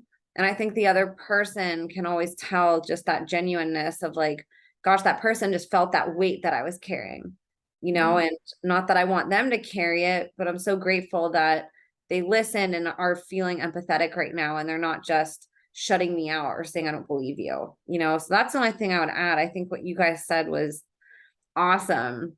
And now the other thing I want to talk about to people listening, what you guys are up to and what is coming up for you guys. So before we go on to that question, the last thing I would also say that we all do a really good job of it, because again, we're authentic on and off screen, would be you're getting our real and raw emotions. So sit with it, like Emma said, and feel your emotions.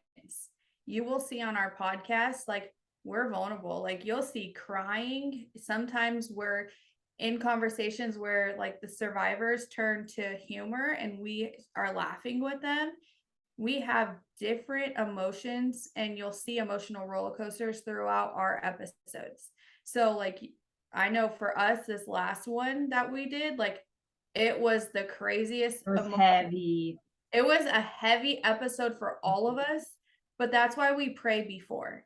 And then like, even like once we're off podcast, like we do a lot, and I'm actually going to start trying to do better at it, but showing like the behind the scenes of like what we do after podcast, or at least especially for me, to like, because we don't just get off the screen like, okay, I could go to bed now. Like, that's not how it works.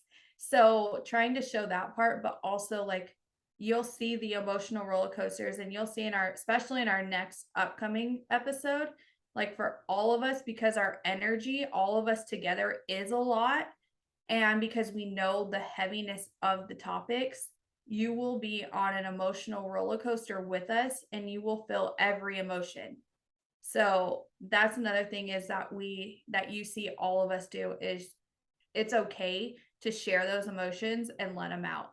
And speaking of emotions, and before going to your question, Becky knows what's coming. So she's like, she's my PR. We didn't talk about it, but it is a huge accolade that I want to acknowledge.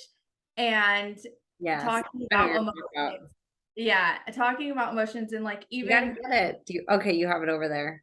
Yeah, so her and her kid made a book, and I'll let her take it away before we go to Emma's question. Yeah, I did want to talk about I'm doing. Yes, please talk about that. So this is what I'm doing. So that's where I was going to bring it up, but Bridget is very gracious and brings it up for me all the time. Which is good, because I don't like to talk about myself, so it works out well. But as I mentioned earlier, my older son, we had to homeschool him at the end of last year. We pulled him out about a quarter of the way through 8th grade.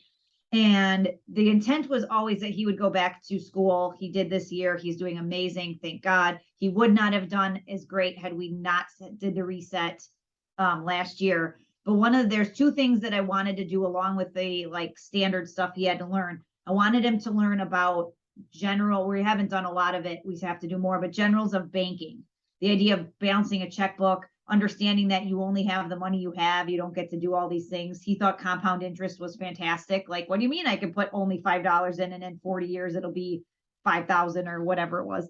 And so we did that. But the other thing I said to him was, we need to write a book. And I didn't have any stipulation on what the book was. I should say, the only thing I said is I don't want to have something about Minecraft or Roblox or some other gaming thing, because there's a million things out there. I said, it doesn't have to be a certain amount of length. It doesn't have to be chapters if you don't want it to be chapters, but let's figure something out. And so we kind of just sat on it for a little while. And when the new year started, I said, all right, how are we going to write our book? What are we going to do? And we didn't really know, but he knew that he has this little Minecraft fox named Diver, and he knew he wanted the story to be about Diver. And so that's what we did. And we ended up through the first quarter, when he was home, spending a lot of time learning about emotions. He was very, very upset. He didn't understand what was going on. And we really had to tease out all of the different anger emotions and talk to him about it. Like, why are you laying on the ground? I don't know. I'm just mad. No, you're not. You're overwhelmed with what needs to happen. Let's sit down and go one by one and let's figure this out. But you're not going to become less overwhelmed by laying here. So let's start practicing. Or I'm just really frustrated with what's going on. Okay, cool. What can we do to make you not frustrated about it? Or we would talk about, he'd be like, I don't know what's wrong with me. Nothing is wrong with you. You're 13. Now he's 14, but you're 13. And it's very normal for you to just be off today. But what's not normal is you don't get to continue to be off today.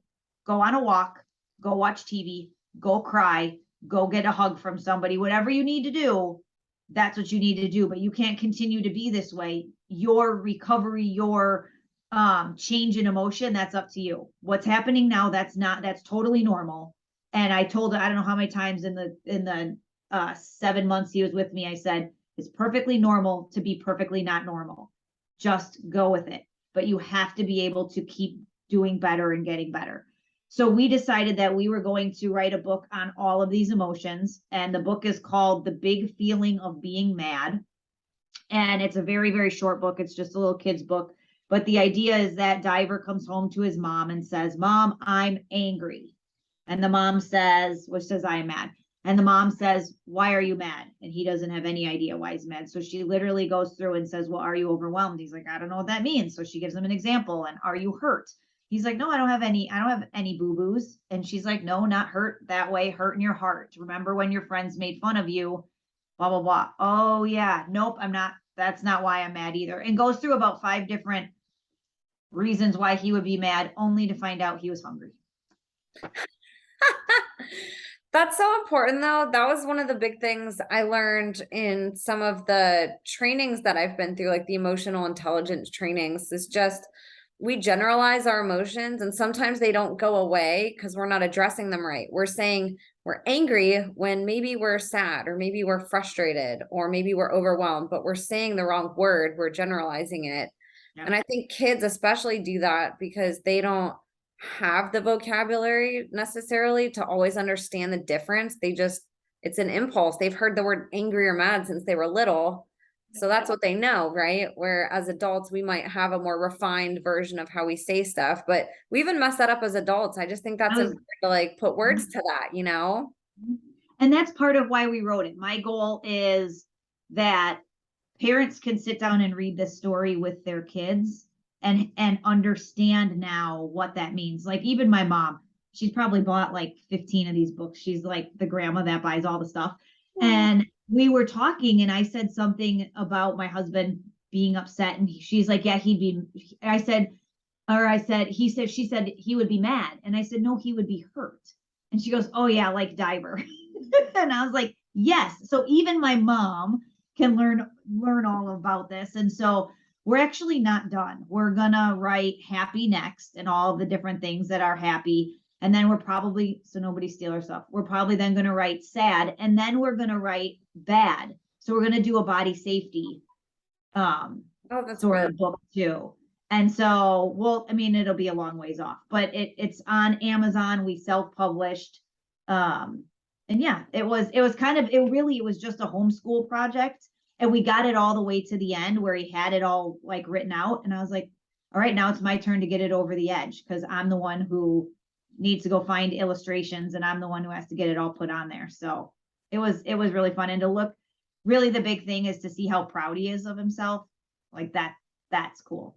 That's where it is. And So tell people again what it's called, what the authors are, and then where to get it, just so that way I'll so link. yeah. Yes, thank you. It's called The Big Feeling of Being Mad. It is by Becky and Peyton Shonchek. Yeah, Emma will link it. Don't worry about spelling that last name. And it's on Amazon. It is both on Kindle and an actual book that you can get. It's just a short little book, but it's really pretty cute. So I love that. I think that's so neat. And I love that, like, not only is it something that he'll always be proud of doing, but I think that's really valuable. I mean, I never had those conversations often as a kid where I'd have an adult interject and say, what are you actually feeling? And I think that would have helped me a lot with understanding those weird puberty emotions and hormone emotions, you know, and I just think it's teaching parents too, kind of how to interact with their own child, or if they're a teacher, you know, whatever, anytime you come in contact with a child, to just maybe think about that aspect of it. Yep. And so my younger son's going to join us next time because I think he felt a little Oh, left out. So we're going to add his, I know he's going to be in there now too. So thank you, Bridget. No No, problem. that's awesome. Thank you for talking about that, because that was something I was hoping that we'd talk about, because it's something you've been working on lately, and a huge accomplishment that you guys got done during that off Yep. time that you're still working. Yeah, and I think that's what's cool too, is as we were talking about that the other day, is like, even though we do podcasting, like it's taken us with the challenges that we've had, good or bad, we've managed to take those lessons and even that off time as even showing like in our parenting. Now Becky's son can say, I'm an author. Like, what teenager can say that? Like, my mom was a part of that, but we didn't know, no different than podcasting. If we hadn't had you to teach us, and then even like Becky, she didn't know how to publish a book or where to go and what to do. So we've learned everything and taken all of these experiences and challenges. And we're like, okay, how do we as parents now bring this to our podcast and show what we're doing in our lives? But then how can we also share that to help other parents with emotions or kids, or having these conversations to mirror what we're doing in our lives as well. So that's another thing, is like, even we sat back and thought about the other day, is like the new opportunities. And then like for our, not only our podcast, but now I'm branching out and creating I was another. going to say, I'm going to call you out if you don't call yourself out. So good. I knew it was coming. But now I'm branching out and doing another podcast, and that one will be called Bear XB. Just because Bear's popular, I couldn't take just that name. So that one also, I'll later release the full meaning behind it, because I'm waiting for patents and all that to finalize.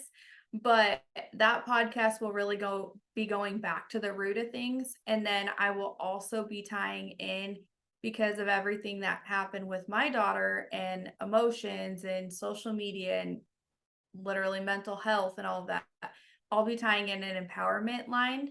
And that will also include jewelry. Clothing might be added on later, because the whole clothing and crop top generation and like booty shorts is not cutting it for me. So that is another avenue that I'm looking at. But I will be doing a podcast, and that will also have Becky and Emma featured on it as well.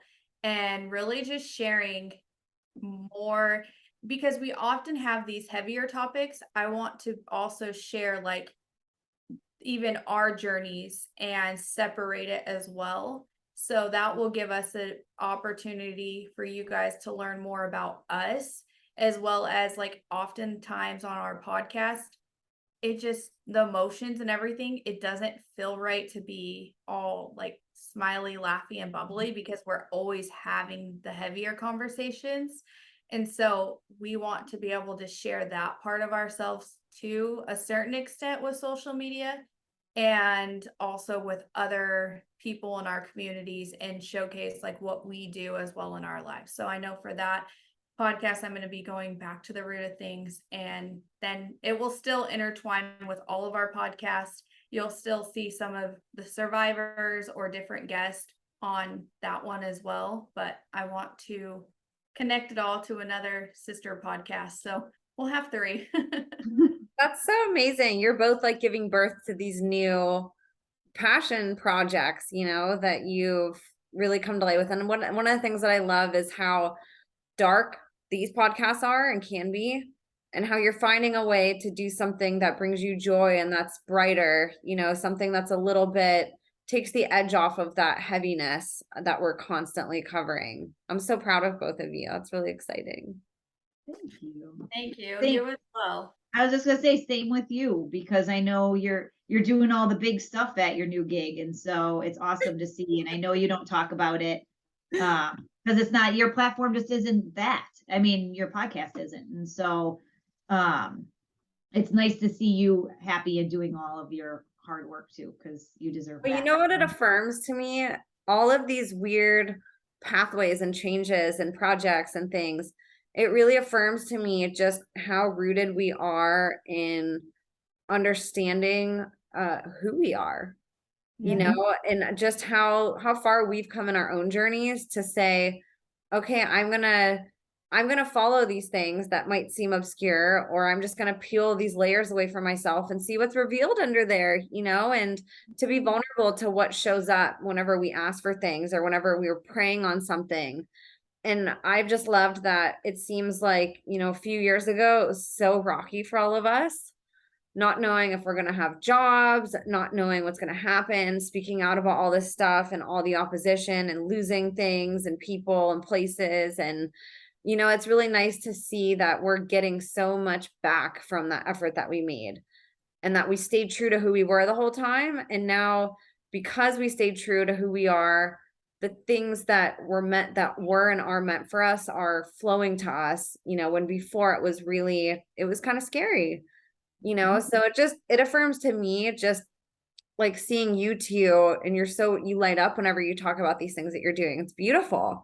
Not many people are doing things in their life that like make them smile and that get them excited. But I think if more people tuned in to listening of what do I need, or how do I fill my cup, or what makes me happy, and how do I find a small way, an hour, 30 minutes of my week to make that happen, you know, I think you're both not just role models for your children, but you're role models for people who are listening, because you're truly you're incorporating everything that you're teaching into your life. You might not even realize it at times, but that's doing exactly what survivors say and what you guys preach. You know, we have to fill our cup, and you have to find the things that make you happy, and you have to listen to what God tells you. You have to go where he's guiding you. We shut that off a lot, you know, and you two are both just so open to all of that now that it's like the doorways and pathways that you're meant to go down are flowing to you, you know, and I think it's really beautiful. Thank you. And honestly, for everyone listening, like even you, Emma, with your podcast, like to step into all the conversations you do, and you literally have the craziest stories. And I'm going to say crazy because in the world out there, they're like, oh my God, this is crazy. This is conspiracy. And it's like, no, this is reality. Yeah. It's like, hello, let us bring you to reality. So I love the fact that you and your passion for what started as a 5 survivor series. That's my favorite part of the We story. talk about it every time, but like started as this little 5 survivor series, and how far it's gone, and literally coming up on your next anniversary, and knowing all of the adversity and everything that you've been hit with, and you don't often talk about it because it's not about you, and you don't ever make it about you. So for everyone listening, like we know because we talk to you day in and day out. And so even just you shining the light on all of these stories, like you inspire so many people globally, and you constantly will always tell us, I have nothing to lose. I have children, or I don't have children. You guys do. I have nothing to lose. And you put the survivors first, and you're open to all these conversations. No matter what you're hit with, you are on the front lines and you're like, throw it at me, whatever, try again. And there's so much that you've taken on, not energetically, but even like betrayal and so many things that have happened where we don't come on and we don't bash people and we don't have those conversations. It's just like, okay, God showed me what it was. Keep it pushing. I'm going to be the light, and I'm going to rise from this. I'm going to show people what it looks like in unconditional love and be that light, because so many people are often picking sides and division, and people have tried it, but you've never allowed it. You've stayed true to who you were and stood in that light and said, nope, I'm going to do this, and I'm doing it for the purest intentions. And you've done nothing but extend your arms to everybody and open up the circle. So even you've inspired so many people globally and continue to create a global effect. And there's so many stories that so many people won't have these conversations and aren't ready to take on this information. And you were built for it, and you continue to shine light and continue to love others no matter what's being thrown at you and how they treat you. Oh, that means a lot coming from you. Thank you so much for that. Just know I feel the same way that you guys do about me. I feel that about you.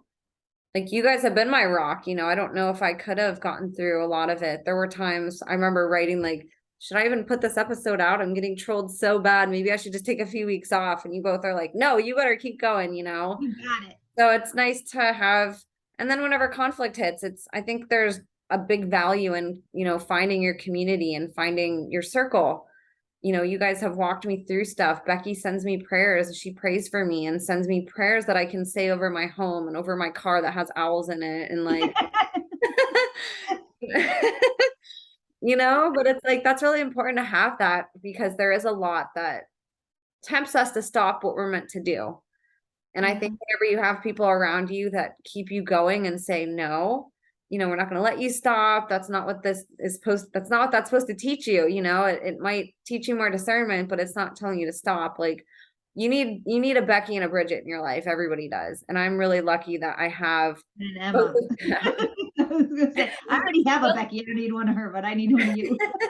But literally, it takes a village to do what we're doing. And if one of us is down, the other two are picking the other one up. And so it takes all of us to do what we're doing. And that's why we're blessed to have each other, because there's a lot we don't share and a lot that goes on behind the scenes and in our daily lives that if we didn't have each other, especially because like a lot of this, we couldn't talk about talk with our own families.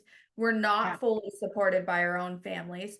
Half of the people who support us are actually majority of the people that support us are all online, people we've never met before. So has it not been for all the love and support from all of you, so thank you, and as well as each other, we wouldn't be able to grow to the platforms and the podcasts that we have today, because you guys have helped us inspire others and give other people a voice just by sharing these survivor stories. So the survivors greatly appreciate it and love all of you, as well as so do we, because you allowed us to share their truth and give it a voice.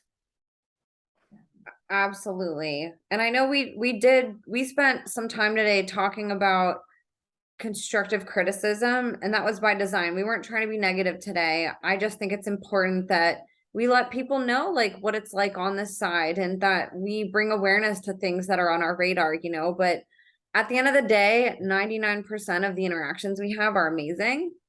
And we are so grateful, and it's so honoring to like get that 99% of our comments are just these really positive, just amazing things. And that people share vulnerabilities that they've gone through with us, and people share our episodes and and follow us every week. And it's just, it leaves me completely speechless because that was such a far-fetched thought that that would happen years ago. I was literally I was ready to like be moved up on a mountain by now and be like, okay, the whole world hates me, but I'm gonna go up on a mountain and like get Wi-Fi and still do this. And all of my It still sounds like a great thing. Let's do that. yeah, all of my 2 people that tune in every week, and I'll be hiding up on a mountain while the FBI and the CIA are chasing me, you know, but this is And the just IRS now. Yes. Right. Tax collectors on my freaking doorstep. But you know, Light and love.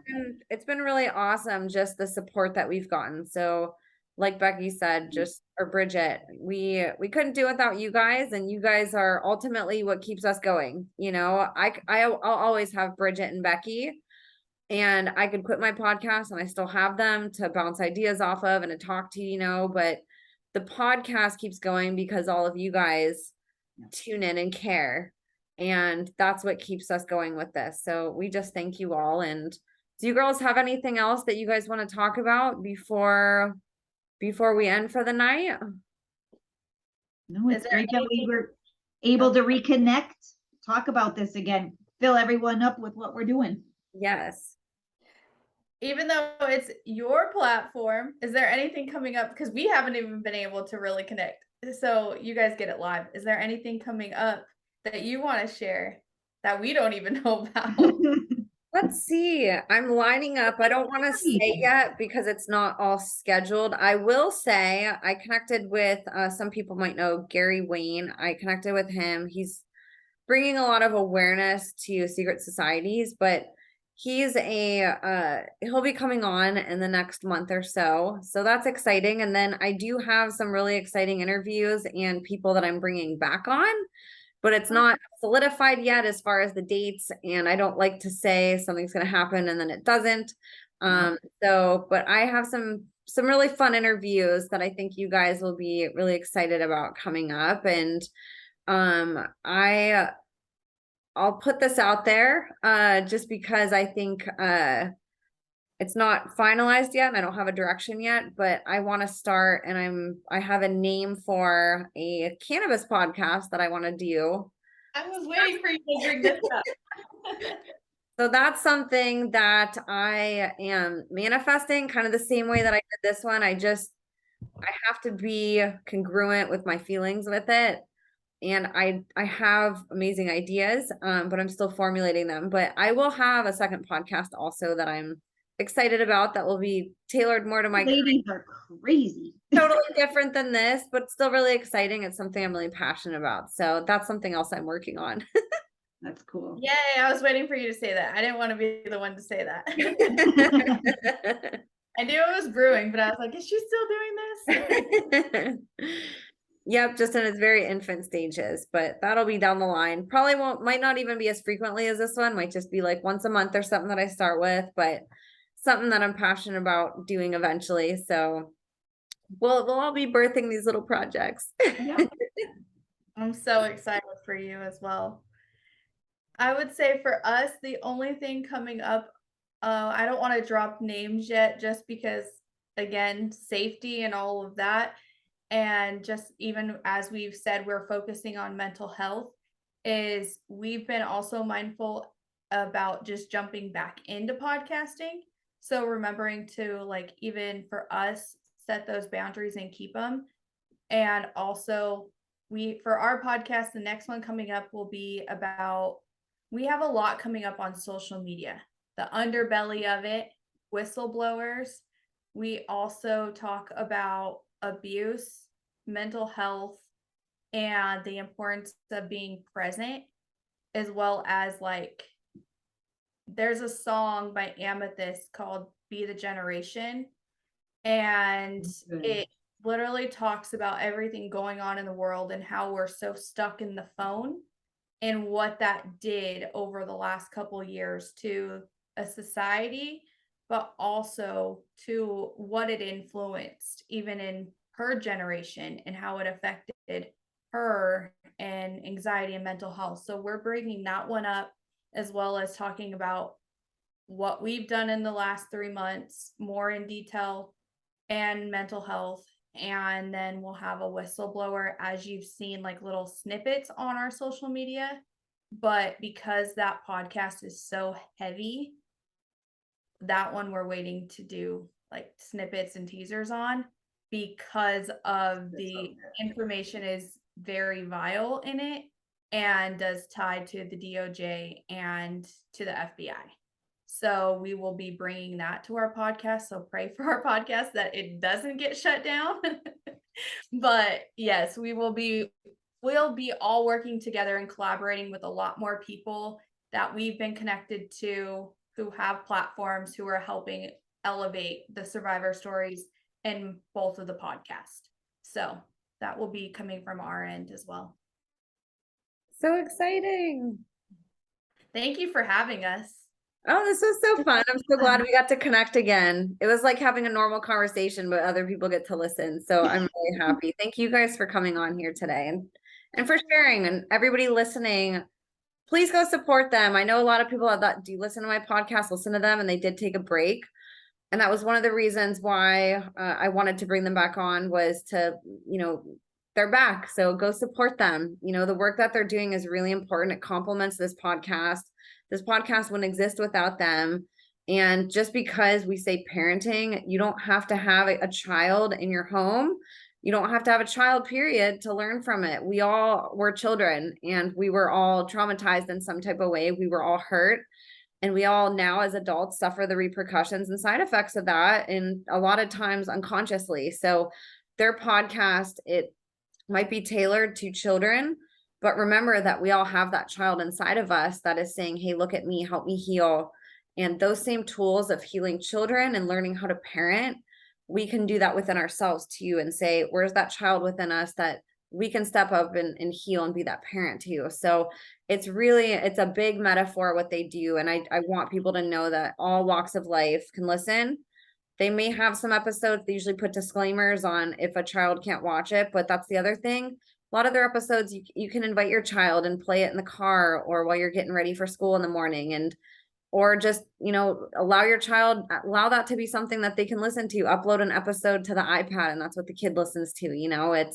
They have a lot of episodes that can benefit your kids to listen to, new artists, and they can hear podcasts from kids, that are waking up to stuff and going through maybe the same things that they are. So please, please, please go support these ladies. They are phenomenal. And I'm so in awe of them and so proud of them. And the work that they're doing, I believe, is some of the most important in the world, and survivors all over the world. They talked about my impact. They have the same. They've brought survivors from all over the world and have made a huge dent in the universe with what they've been able to bring to the table and have impacted so many lives. So please go support them. It would mean the world to me. And they now are back. So they're having episodes every week, which is awesome. So go listen to them. Thank you for that. And we love you so much. And everyone who follows us listening, go follow Emma's podcast as well, because we wouldn't be able to bounce off each other's podcasts if we didn't have one another and really have that core piece together. So thank you to all the survivors for even trusting all of us with your stories, and all of the advocates and parents and different people on all of our platforms for having the courage and trusting us to share those stories and advocating together and spreading light and love in the community. So again, thank everyone for all the love and support. But going forward, when does it stop? When each and every single one of us have the courage to stop looking away and turning a blind eye to it. When you start to listen, when you start to stand by survivors, when you start to hold people accountable, and when you can even stop and fathom that this level of evil exists. When you become uncomfortable, when you start having these uncomfortable conversations in your home, start listening, believing, and protecting the children by taking a stand. When you say, am I a part of the problem? When you face the mirror and start holding people in your own circle, family, friends, teachers, priests, whoever that may be, accountable.